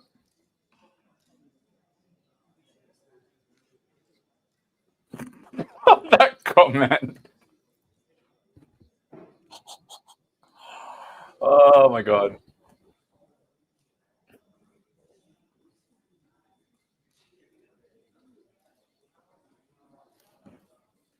Lock the doors. So the question is that these bills now be read a second time. The ayes shall move to the right of the chair, the noes to the left. I appoint Senator Giccone as teller for the ayes and Senator Cadell as teller for the noes. Imagine she's like banging on the janitor's closet in the janitor's room. Let me out. Fuck, that'd be cracker. I know she's been posting about Fatima Payman and what's it called? I think she's like doing a petition. Yeah, I saw that. But I don't think she's on any of the divisions so far. Hopefully Pauline's there. All right, I have a question for everyone while we're waiting. Would you be mad if a senator, no matter who, abstained? So they didn't vote, they weren't there. And I guess you can use Pauline as an example. Would you be upset at that senator, whomever it is, yes or no? For this vote, for the social media minimum age bill, specifically.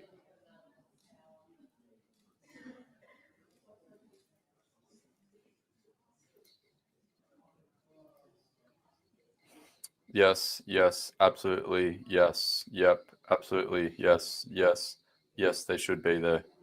Yes, only upset if their vote is no. Yes, yes. Order. There being 33 ayes and 23 noes, the matter is resolved in the affirmative. Yes. I call the clerk. Yes. Yep, but more upset if they voted Guarantee yes. of Origin Bill 2024, Yes. Future Made in Australia Guarantee of Origin, Consequential Amendments and Transitional Provisions Bill 2024. It's mostly yes, like 99% Future Made yes. in Australia Guarantee of Origin Charges Bill 2024. Got it. Future Made in Australia Bill 2024. Come on, Pauline. Future Made in Australia Omnibus Amendments Bill number 1, 2024. Thank you. I will now deal with the Committee of the Whole amendments to the Future Made in Australia Bill 2024, starting with the amendments circulated by the government. I understand the Minister has a document to table. Thank you, President. I table supplementary explanatory memoranda relating to the government amendments to the Future Made in Australia Bill 2024 I mean, if and this the Future Made still in there. Australia Omnibus Amendments number 1 Bill 2024. Thank you. The question is that government amendments on sheet SK 126 be agreed to. Those of that opinion say aye. Against? I believe the ayes have it. Division required. Ring the bells for 1 minute. If Katie Gallagher is still there, I don't think anyone has an excuse. That's my justification.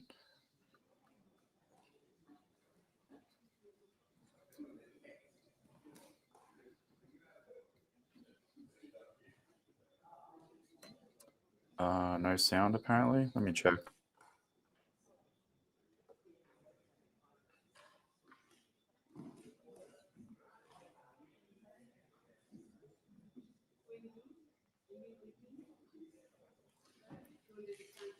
I think the audio is fine. The audio is fine, yeah?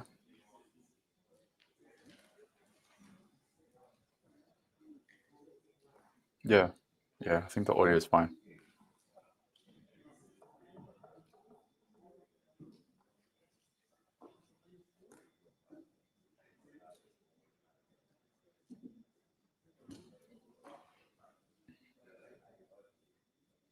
All good. Lock the doors. So the question...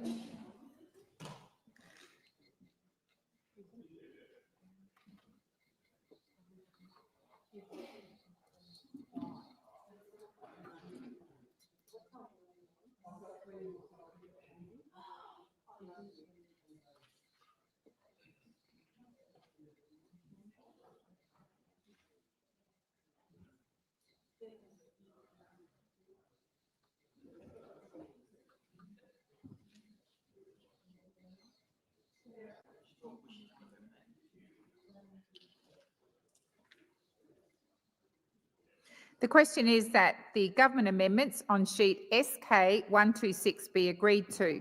The ayes shall move to the right of the chair, the noes to the left. I appoint Senator Giccone as teller for the ayes and Senator Askew as teller for the noes.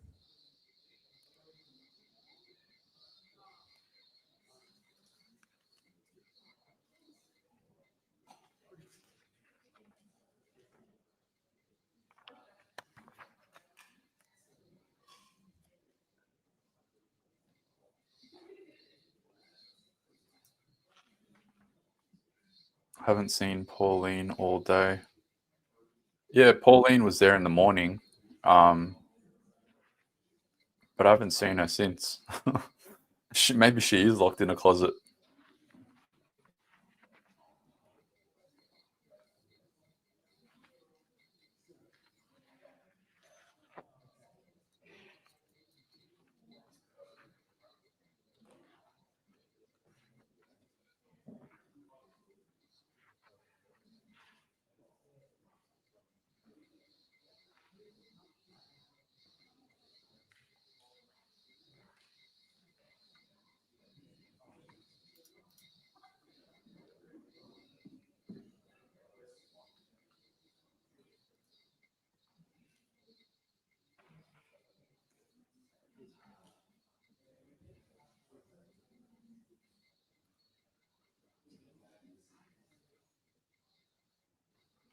Order. There being 33 ayes and 24 noes, the matter is resolved in the affirmative. I will now deal with the amendment circulated by Senator David Pocock. The first question is that clause 11A stand as printed. Those of that opinion say aye. Against? I believe the ayes have it. The question now is that the remaining Senator Pocock amendments on sheet 2872 and the amendments on sheet 2871, 2901 and 2997 be agreed to. Those of that opinion say aye. Against? I believe the noes have it. I will now deal with the amendment circulated by Senator Van. The question is that clause 13 stand as printed. Those of that opinion say aye. Against? I believe the ayes have it. The question now is that the remaining Senator Van amendments on sheet 2880 and 2881 and the amendments on sheet 2878 and 2879 be agreed to. Those of that opinion say aye. Against? I believe the noes have it. I will now deal with the amendments circulated by Senator Thorpe. The question is that Senator Thorpe amendments sheet 2906, 2907, 2930, 2931, 2932 and 3028 be agreed to. Those of that opinion say aye. Against? I believe the noes have it. I will now deal with the amendments to the Future Made in Australia Omnibus Amendments Number 1 Bill 2024, starting with the amendments circulated by the government.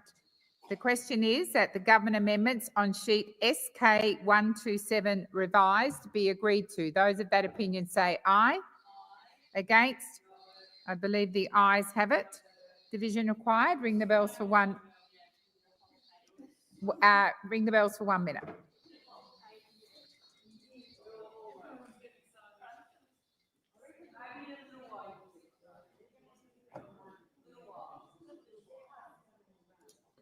Watching from the USA, is the stream lagging? I think the stream is fine. I don't have any buffering on my end. Watching from the USA, wow. That's crazy.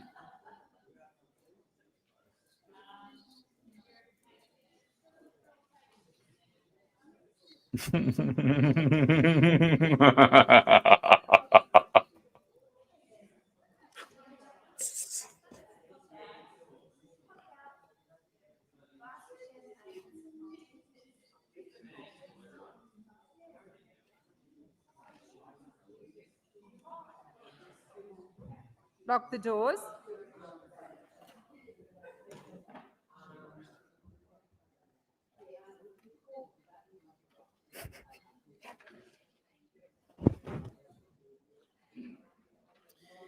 The question is that government amendments on sheet SK 127 revised be agreed to. That would make for a great Please Explain I episode. appoint Senator Ciccone as teller for the ayes and Senator Askew as teller for the noes. Yeah, and then Aussie Dog just rips the question out of my mouth, the comment out of my mouth.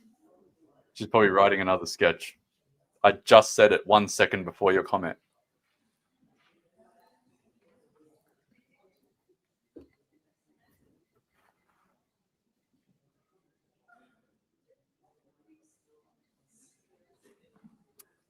Yeah, that would make a great Please Explain episode.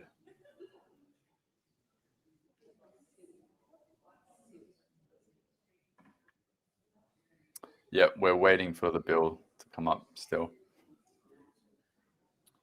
Canavan said between 8 and 8:30. Now it's about 8:15. It still hasn't even gotten close to it yet. But based on that timeline, wow, it actually could be very soon. We've got to get ready. We've got to get ready.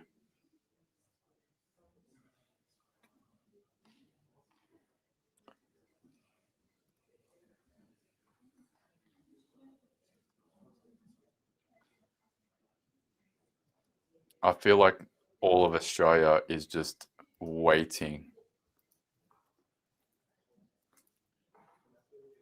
We are all just sitting Order. here. There being 33 ayes and 24 waiting noes, the matter is resolved in the with affirmative. bated breath. I will now deal with the amendment Anxiously circulated waiting. by the Australian Greens.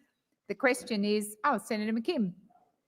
It's just on indulgence, if I could just ask, it's my understanding that this amendment is identical in terms to the amendment that we've just passed on sheet SK 127, as they were both circulated within a couple of minutes of each other, this amendment by the Australian Greens and SK 127 by the government. If that is the case, then I will seek leave to withdraw this amendment, but I'd just like it confirmed, if possible, that it is identical in terms. Thank you, Senator McKim. And we are talking about the Greens amendments on sheet 3232. I'll just check with the clerk.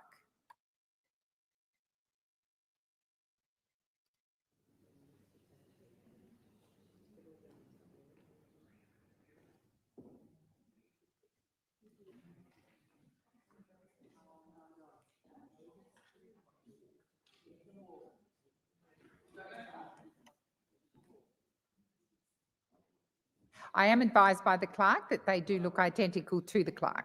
If you're happy to proceed on that basis, Senator Kim. I seek leave to withdraw the Australian Greens amendment. Is leave granted? Leave is granted. Thank you, Senator McKim. I will now deal with the amendment circulated by Senator David Pocock. The question is that item 13 of Schedule 1 stand as printed. Those in favour say aye. Against? I believe the ayes have it. The question now is that the remaining stages of the bill be agreed to and the bill be now passed. Those of that opinion say aye. Against? I believe the ayes have it. Division required. Ring the bells for 1 minute.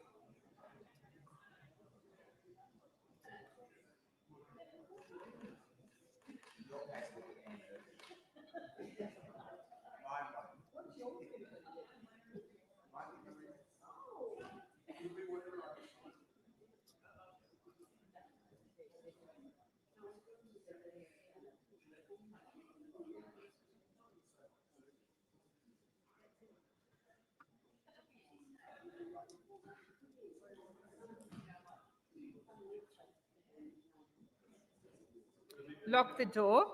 The question is that the remaining stages of the bill be agreed to and the bill be now passed. The ayes shall move to the right of the chair, the noes to the left. I appoint Senator Coney as teller for the ayes and Senator Askew as teller for the noes.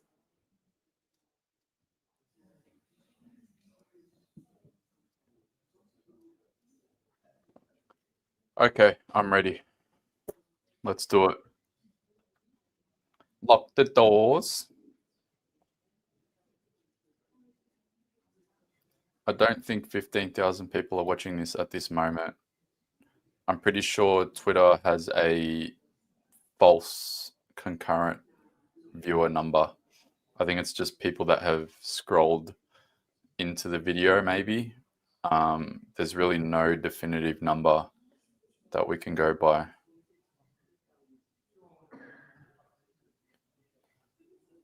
But if there are 15,000 people, wow, I don't know. They need to fix that.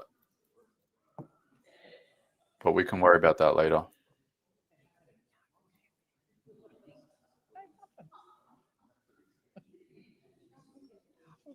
I swear the whole of Australia is just waiting for this to happen. There's only 834 people watching the Senate. Order. There Left being now. 33 ayes and 24 noes, the matter is resolved in the affirmative. I'll call the clerk.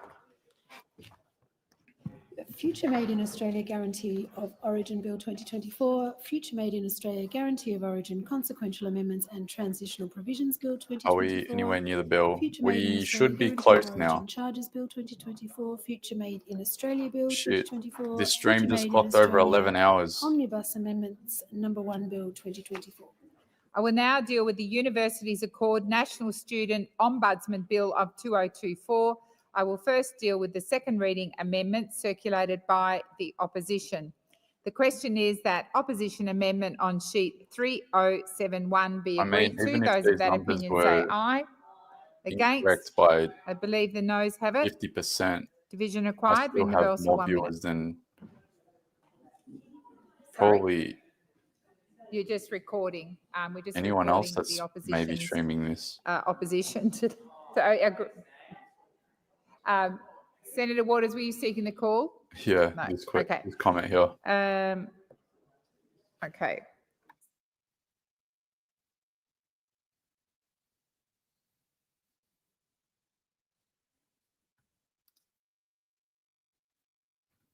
They just muted the The question mic. now is that Okay. the bill be read a second time. Those of that opinion say aye. Against? I believe the ayes have it. I call the clerk. A bill for an act to amend the Ombudsman Act 1976 and for related purposes. I will now deal with the Committee of the Whole amendments circulated by the opposition. So the question is that opposition amendments on sheet 3027 Everyone be on agreed YouTube, to. Those of that there's opinion say aye. 273 Against? people on YouTube. I believe the noes have it. You noes might have it. need to move to The question now is that the remaining stages of the next bill be agreed to 45 and the bill be minutes. now passed. Those of that opinion say aye. which is insane Against? to even think I about. believe the ayes have it. I call the clerk. A bill for an act to amend the Ombudsman Act 1976 and for related purposes. I have received a message from the House of Representatives forwarding the Treasury Laws Amendment, Fairer for Families and Farmers and Other Measures Bill 2024 for concurrence. I call the Minister. Thank you. I move that this bill be now read a first time. So the question is, the motion is moved by the Minister be agreed to. Those of that opinion say aye. Against? I believe the ayes have it. I've seen that so many times The over the last question couple of weeks. now is that the bill be Whoever read wants to be my kid's dad, Oh, beg he your can pardon. pay the child support. Yes, could you Legit. record the opposition's opposition, please? I call the clerk. Legit. A bill for an act to amend the law relating to the cessation of the Registries Modernisation Program, Information and Safety Standards, Housing Australia, Industry Codes, Taxation, Corporations, Financial Services, and Foreign Acquisitions and Takeovers, and for other purposes. That was the name of one bill. The whole amendment circulated by the opposition.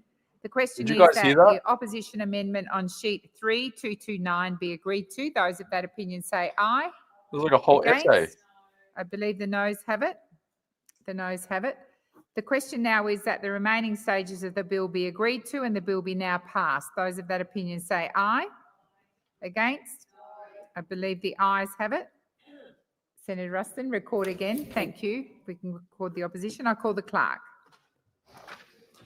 A bill for an act to amend the law relating to the cessation of the Registries Modernisation Program, Information and Safety Standards, Housing Australia, Industry Codes, Taxation, Corporations, Oh, Financial the Services, anxiety's and killing Foreign me. Acquisitions and Takeovers, and for other purposes. I will now deal with the superannuation objective I haven't bill had water for a bit. 2023. Goddamn. I will deal with the second reading amendment circulated by the opposition. The question is that the opposition amendment on sheet 2863 be agreed to. The question, those of that opinion say aye. Against?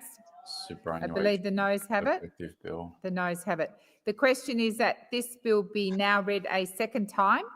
Those of that opinion say aye. Against? I believe the ayes have it. I call the clerk. A bill for an act relating to the objective of superannuation and for related purposes. Okay, we're okay. I shall now deal with Committee of the Whole amendments circulated by Senator David Pocock. The question is that the Senator David Pocock amendments on sheet 2507 be agreed to. Those of that opinion say aye. Against? I believe the noes have it. Division required. Ring the bells for 1 minute.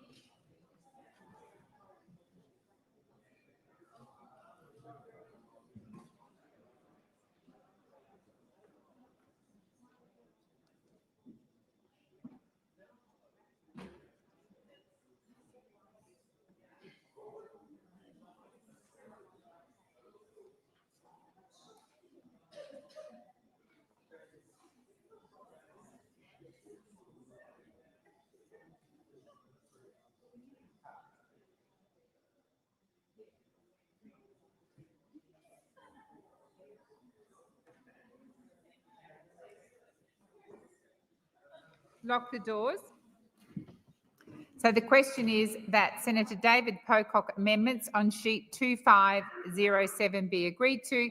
The ayes shall move to the right of the chair, the noes to the left. I appoint Senator David Pocock for the ayes and Senator Askew for the noes.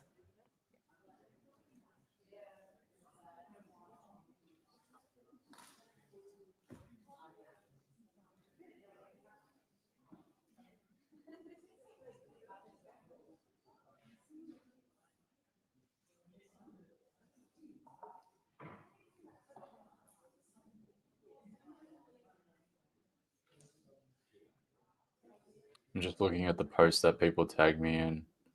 It's just Pauline Hanson's latest posts. I hope she's there though. I hope Pauline's there. I don't know if she is. Hopefully she is. We only need you for about an hour, Pauline. Come on. Surely.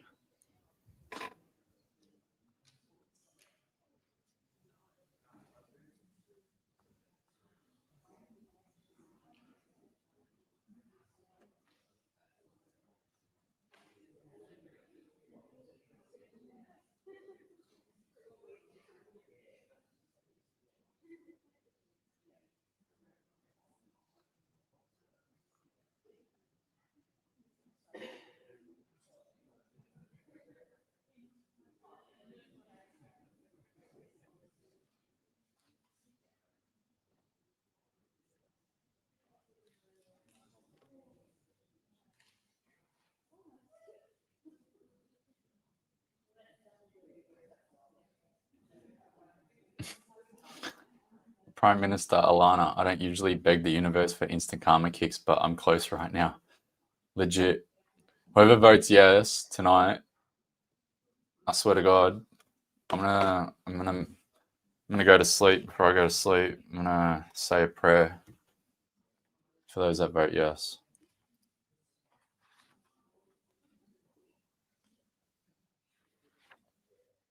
Where's that comment about the toast? I saw it. There we go. We're talking about that before.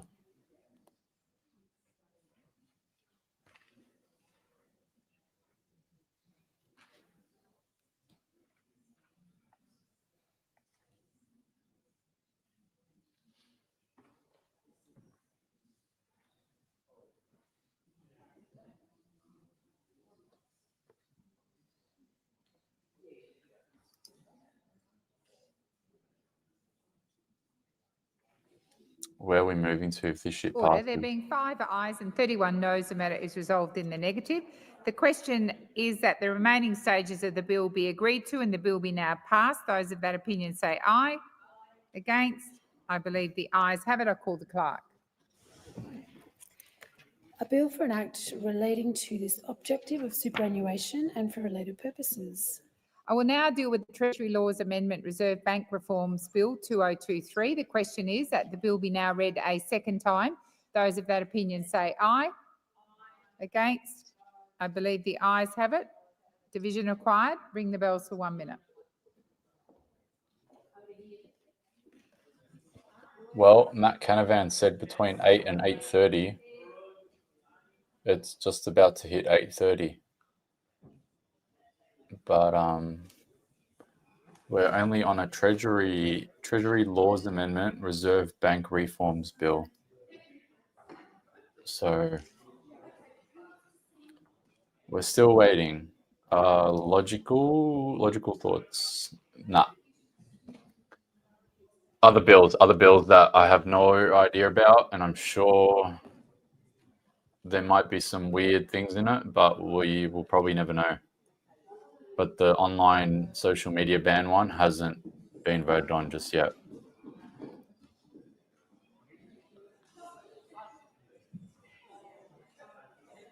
Is there any way to move if it passes? I mean, I'm starting to think that America's looking good, honestly. With Trump going to be back in office and Lock the doors. So the question everything is that else. the bill be now read a know. second time. The ayes shall move to the right of the chair, the noes to the Australia's left. just home, though. I don't know. I really don't know. America would be good, but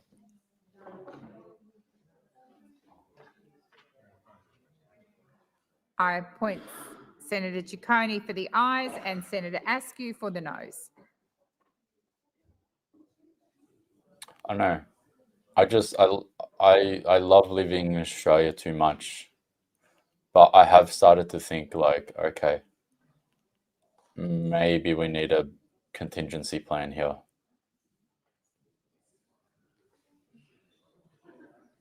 Lock the doors.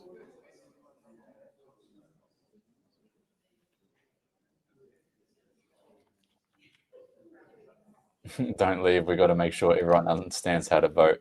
Oh yeah, I don't think I'm going to move anytime soon.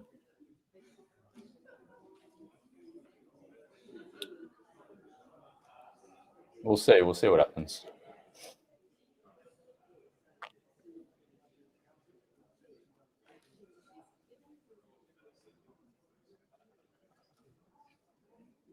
Can someone text Malcolm Roberts and ask if Pauline is coming to vote? I couldn't live anywhere else. I mean, does anyone have Malcolm Roberts by the ear and can just message him directly? I don't know if he would even respond to me. There's a couple of senators that are in my DMs that reply to me pretty quickly, but Malcolm Roberts is not one of them. Actually, I'll just message one of them. May as well.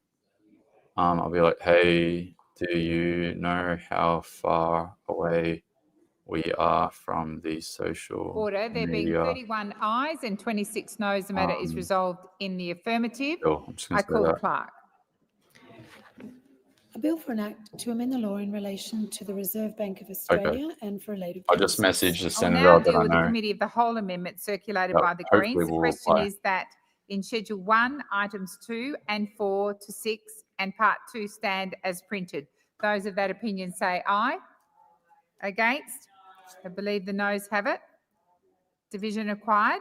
Ring the bells for 1 minute. Let me just see if he's still there. I think he is still there. Divisions. I'm pretty sure he's still there. But if he's on a division that just happened, I don't know if he's going to check his phone.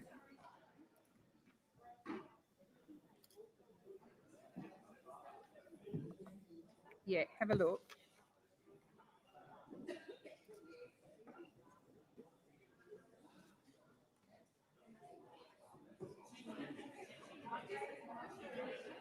Is Payman in there? Yeah, Payman's there. There's a lot of senators there. There's like 55, 56 senators there.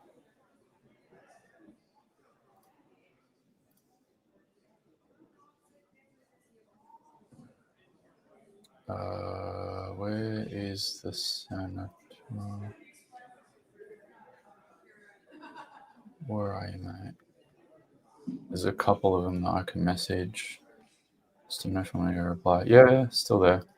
Yeah, Lock the the senators doors. that I can get in contact with are still there. It's just a matter of whether they're going to reply or not.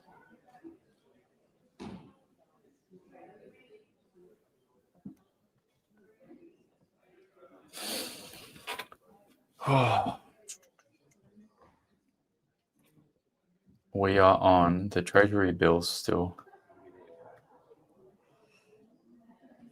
Yeah, Treasury.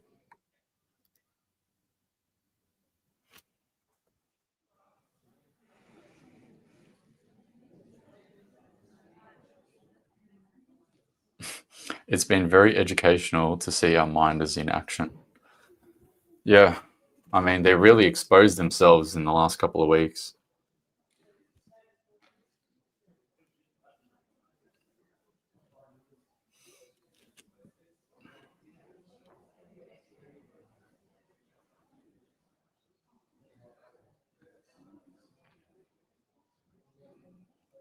The question is that in Schedule 1, items 2 and 4 to 6 and Part 2 stand as printed. The ayes shall move to the right of the chair, the noes to the left. I appoint Senator Askew as teller for the ayes and Senator Giacone as teller for the noes. Hey, this is a good question. Alex James on Twitter. Are you going to stay on social media if you are required to register your digital ID? Yes or no? If you need to register for a digital ID, are you going to stay on social media for all platforms? And it's biometric scanning.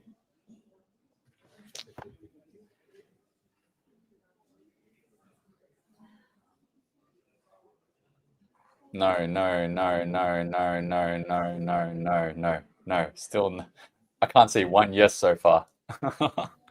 Well, no, no, no, no, no, no, hell no, no, most likely no, no, no, fuck no, no, no, no, no, no. Now, there's no way around it. You can't use VPNs because Albo said that he's going to try to get the technology to block VPNs, and it must be biometrics. I'm using that as like the standard for this question. So basically 99.999% no. Okay. It's funny because if you look at the comments on his post, a lot of people are saying yes. It's kind of weird. It's kind of weird that all you guys are saying no, just because I changed the question just a little bit. I said that the digital ID is biometrics. All right, rephrase the question. There being 23 ayes and 30 noes, the Digital matter is ID, resolved in the affirmative. but you have to I'll now deal with the upload Committee of the Whole Amendment your circulated driver's by license. Senator David Pocock.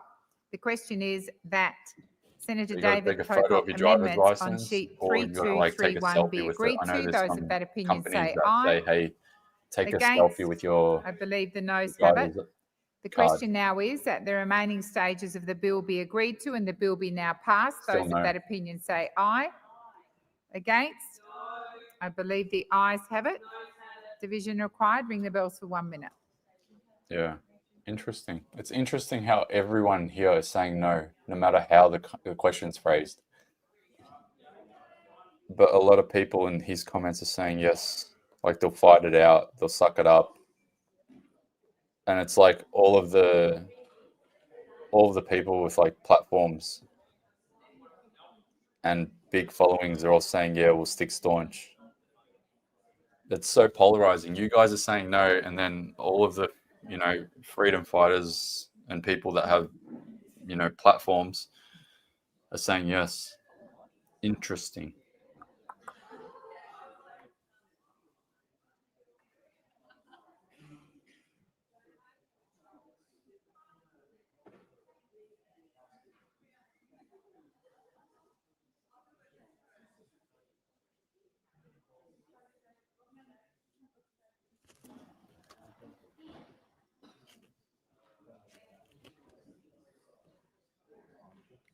Lock the doors. The question is that the remaining stages of the bill be agreed to and the bill be now passed. The ayes shall move to the right of the chair, the noes to the left. I appoint Senator Giccone as teller for the ayes and Senator Askew as teller for the noes. I think if it got to that point, like biometric scanning, fingerprint scanning, Face ID scanning, like to log in and register an account in Australia, I think I'd be like, peace out, I'm going to America. Yeah, that First Amendment and Second Amendment is looking real good right now.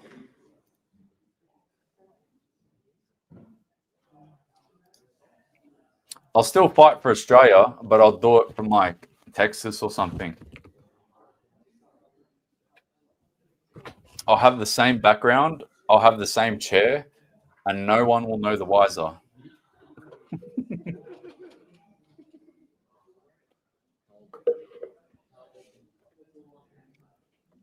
Come to Queensland.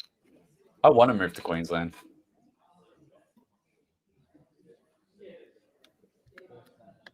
I love Queensland. I go to Queensland on average about once every 1.5 years.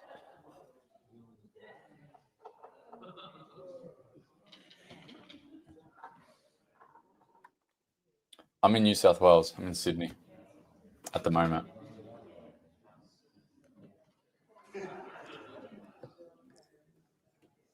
Order. There being 31 ayes and 26 noes, the matter is resolved in the affirmative. I call the clerk. To amend the law in relation to the Reserve Bank of Australia and for related purposes. I will now deal with the Customs Tariff Amendment Incorporation Proposals and Other Measures Bill 2024. The question is that this bill be now read a second time. Those of that opinion say aye. Against? I believe the ayes have it. I call the clerk. A bill for an act to amend the Customs Tariff Act 1995 and for related purposes. The question now is that the bill be read a third time. Those of that opinion say aye. Cool and Gatter's nice. Against? Yeah. I believe the ayes have it. I call the clerk. Straight to A bill for Goldie. an act to amend the Customs Tariff Act 1995 and for related purposes. I will now deal with the Communications Legislation Amendment Regional Broadcasting Continuity Bill of 2024. The question is that the bill be now read a second time. I heard her say communications. I'm like, what? Against? Oh. I believe the ayes have it. My heart almost A exploded. bill for an act to amend the law relating to communications and for related purposes. I will now deal with the Committee of the Whole amendment circulated by the Australian Greens. The question is that the Australian Greens amendments on sheet 2754 and 2755 be agreed to. Communications Legislation Amendment, Regional Broadcasting Against? Continuing. I believe the noes have it. Bill. Division required. Ring the bells for 1 minute. It's this one. It's okay.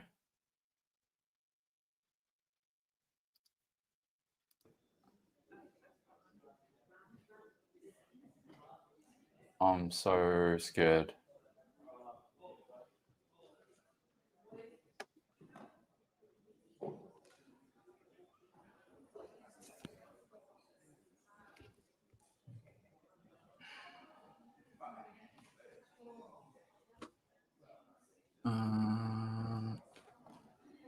What's that comment?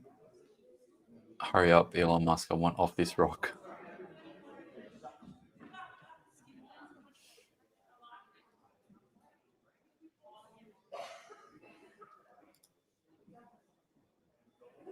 $315 people on YouTube.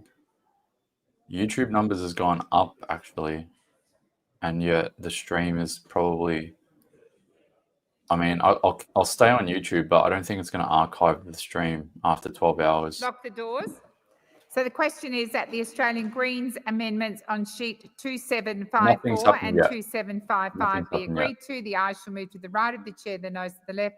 I appoint Senator McKim as teller for the ayes and Senator O'Sullivan as teller for the noes.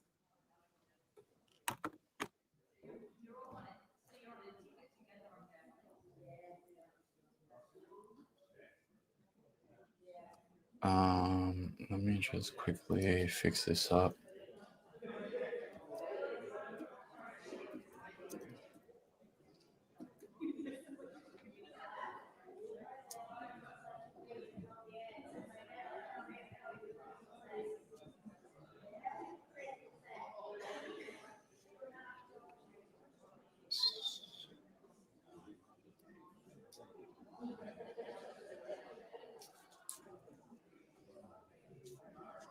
Whoops. Okay.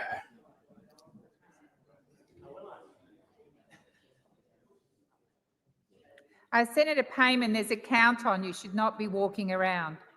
What are you doing, Payman?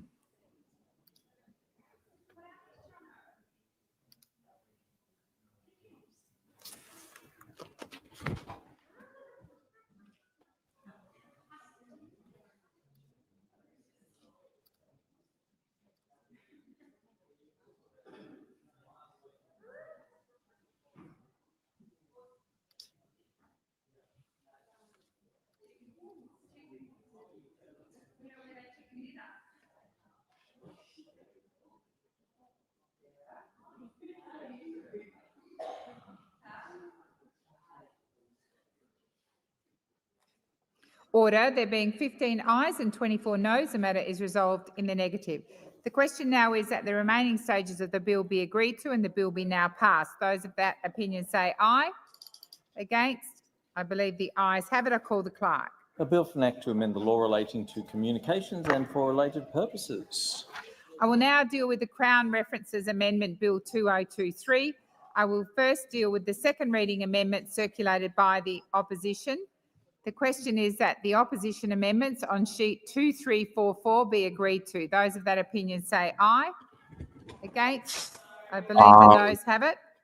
The noes have it. I will now deal with the second reading amendment circulated by the Australian Greens. I think everyone should take a break that the Australian because Greens amendment on we're going to sheet be here for 2261 be agreed a to. fucking long Those time. of that opinion say aye. And I'll tell you why. I believe the noes have it. Oh man, we're going to be here for a long required. time. Ring the bells for 1 minute. We're going to be here for a long time. FML.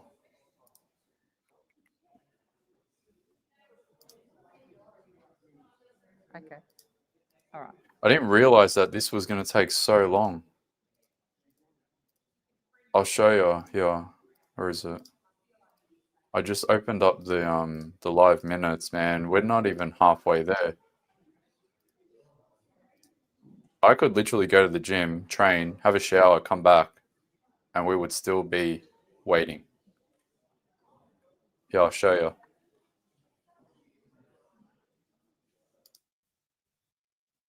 We're here, where it says live. We're here, 17.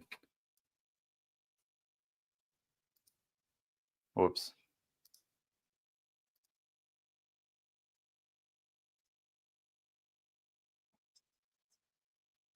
We're there. We gotta go chugga chugga chugga chugga chugga chugga chugga chugga chugga chugga chugga chugga.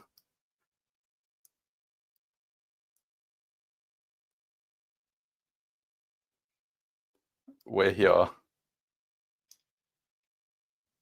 Chugga chugga chugga chugga. Oh my god. This is gonna be midnight or something. Yeah, midnight, 1 o'clock. Man, this has got to be illegal. Saving the best for last.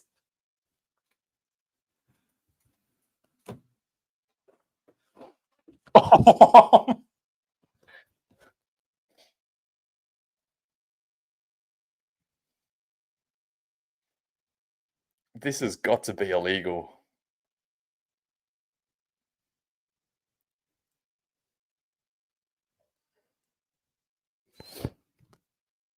I'm going to put a post up and everyone's going to get mad.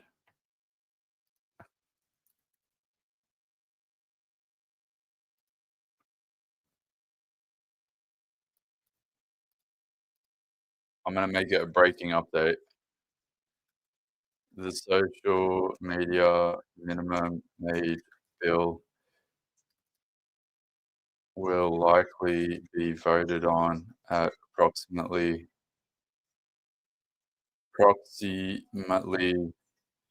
12 a.m. Australian Eastern Daylight Time. Australian Eastern Daylight Time, yeah.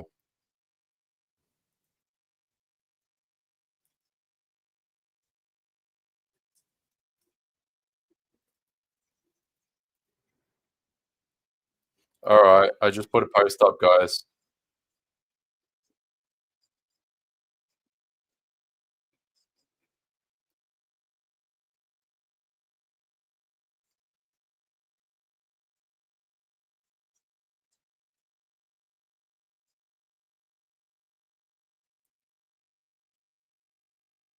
I just put a post up, everyone. If everyone wants to give it a share.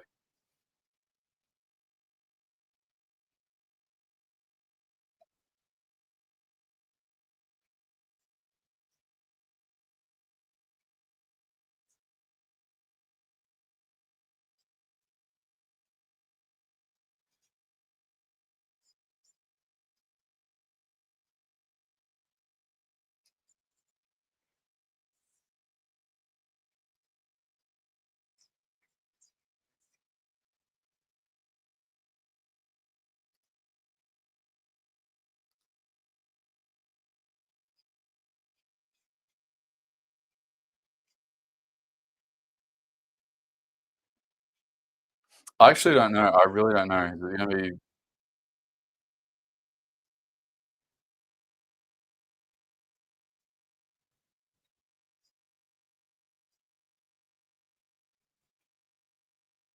Actually, there's not that many bills left. I don't know. I'm so confused.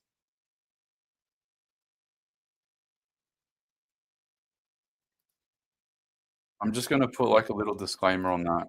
I'm not like entirely 100% sure, but I'm trying to estimate.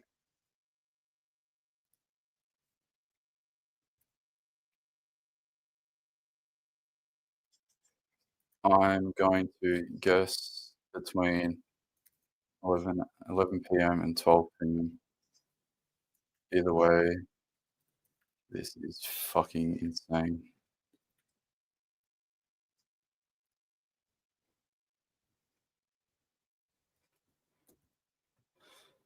This is absolutely insane. It's 9 o'clock, man. Check your DMs.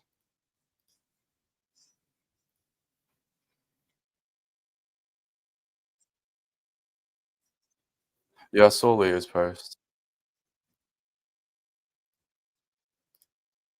I think it's going to be another couple of hours, man. This is insane. They really fucked us on this.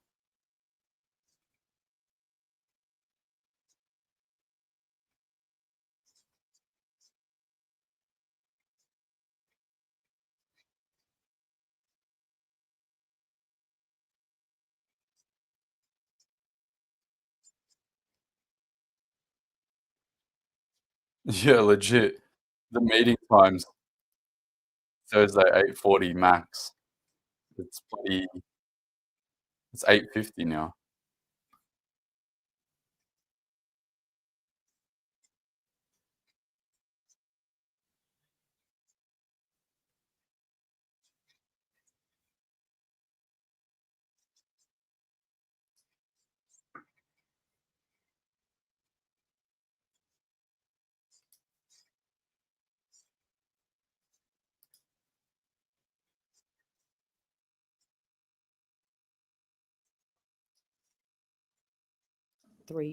or sheet 3221, sending you the name of the opposition. Sorry, I didn't. Is leave granted? Yes, it is. It's leave granted? Yes. This is 3221. Senator Ruston? It is. Senator Pocock? Deputy President, I seek leave to withdraw sheet 3217. Is leave granted? Leave is granted. I now put the question is now that the remaining stages of the bill be agreed to and the bill be now passed. Those for the question say aye. Against no, the ayes have it. Clerk.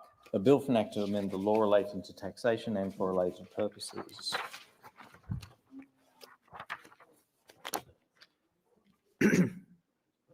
I will now deal with the Privacy and Other Legislation Amendment Bill 2024. First, dealing with the second amendments circulated by the opposition. So this is on sheets 3163 and 3227. This is going to take at least another hour. The opposition amendments on sheets 3163 maybe another hour and a half. I'm not and sure. 3227 be agreed This is to. this is outrageous, man. Those for the question say aye. Against no. I think the noes have it. Goodbye, Decision Jag. required. Bring the bills 1 minute.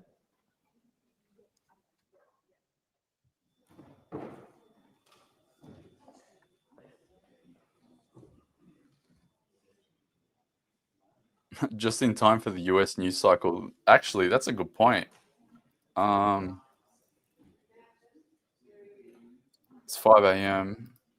in what, DC, or between 2 a.m. and 5 a.m. in America, depending on where you're looking at. So by the time this is done, their morning news it'll hit their morning news cycle. Wait, hold on a sec. They said that they were going to debate an hour for it as well. Yeah, once it comes up, we've got to wait an extra hour anyway. Oh my God. It's been so long that I forgot that they cut that deal to debate on it for an hour. Lock the doors.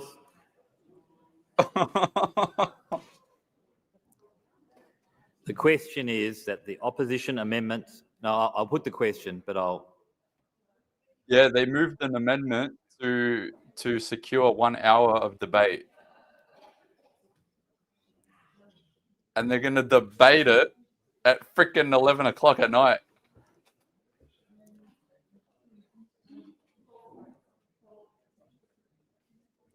This has got to be illegal.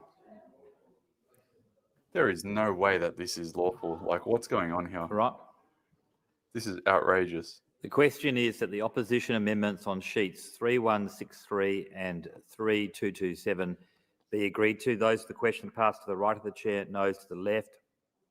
I point Senator Askew as teller for the ayes and Senator Ciccone as teller for the noes. Reminder, the bill has secured an hour of debate. So once it's on the live agenda, it will take 1 hour plus to get to the final outcome.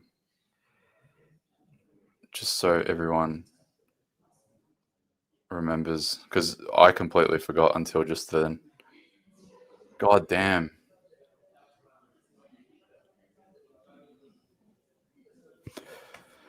Well, welcome to the night shift, guys. This is the night shift with Australians versus the Agenda. I am your host, Anthony.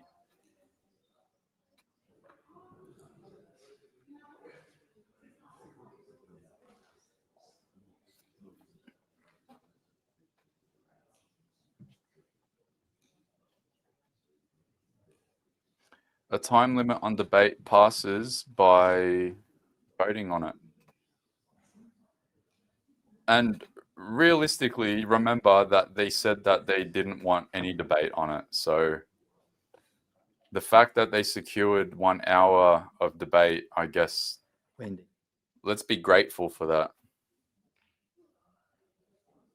You know what? Actually, if they do actually debate for an hour, we might get some good videos out of it.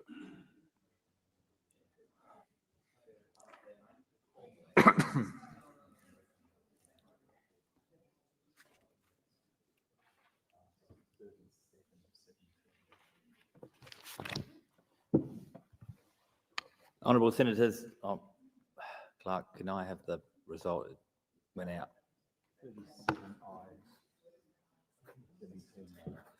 There being 37 ayes and 17 noes, it's resolved in the affirmative. Yes, Senator Shoebridge. Could I just have the minutes record that because we wanted an efficient process, we didn't split those two, but the Greens do not support 3227. Yes, it will be recorded that the Greens did not support 3227. Thank you.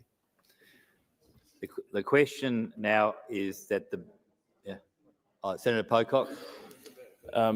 Please could I note my support for 3227? All right, it is noted. All right, I'm about to put another question. The question now is that the bill be now read a second I time. wish I had Those for the popcorn right question say now. aye. Against no, the ayes have it. Clerk. A bill for an act to amend the law in relation to privacy and the criminal law and for related purposes. I will now deal with the Committee of the Whole amendments, starting with amendments circulated by the government. I understand the Minister has documents to table. Minister. Thank you. I table an addendum to the explanatory memorandum relating to the Privacy and Other Legislation Amendment to Bill 2024. The addendum responds to matters raised by the Scrutiny of Bills Committee and the Legal and Constitutional Affairs Legislation Committee. And I also table a supplementary explanatory memorandum relating to I'm going to government put this amendments post to up be and moved people are to going to be the like, I can't believe you. We come to sheet RZ120. The I question mean, everyone on is Twitter will that the government believe me because you guys are government watching, amendments but on- everywhere else, sorry, Senator everyone's Ruston. going to be like, what the fuck you want about? Could I ask that amendments on sheet RZ120 be separated and put separately? Amendments 1 to 14 put separately to amendments 15 to 35. So the Chamber is aware I'll be splitting that question on sheet RZ120. I'll be putting the first question that the government amendments on sheet RZ120 1 to 14 be agreed to, and then I'll be going 15 to 35. Is everyone clear? I put the question that the government amendments on sheet RZ120 1 to 14 be agreed to. Those for the question say aye. Against no. The ayes have it. Next question. The question is that the government amendments on sheet RZ120 15 to 35 be agreed to. Those for the question say aye. Against no. I think the ayes have it. Division required. Ring the bells. 1 minute. Nah.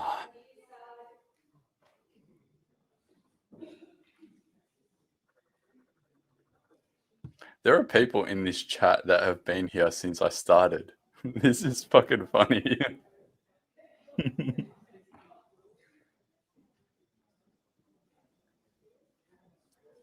Privacy and Other Legislation Amendment Bill.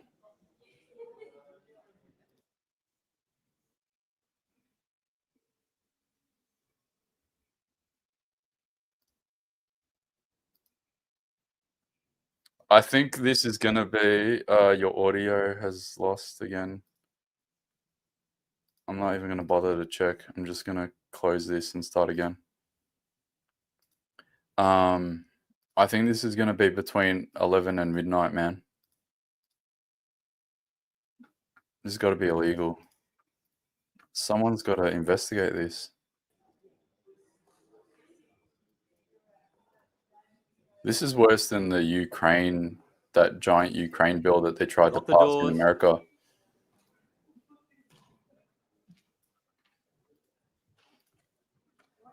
The question is the government amendments on sheet RZ120 15 to 35 be That's a agreed good to. idea. Those Restart the question YouTube passed to the feed right of the so we chair, can noes capture to the both.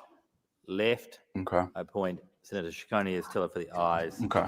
And Senator Askew as teller for the noes. All right. That's a good thing. That's a good idea. I'm going to reset it. I'm going to reset the stream on YouTube. I'll be back in 5 minutes. All right, everyone on YouTube, there's 240 people there. Give me 5 minutes. I'm going to reset the stream and then I'll come straight back on.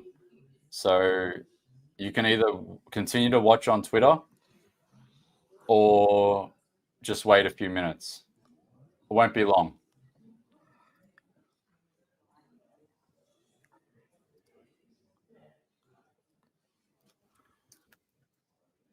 I just want to make sure that I'm able to do it without cutting both, because that would be a historic L.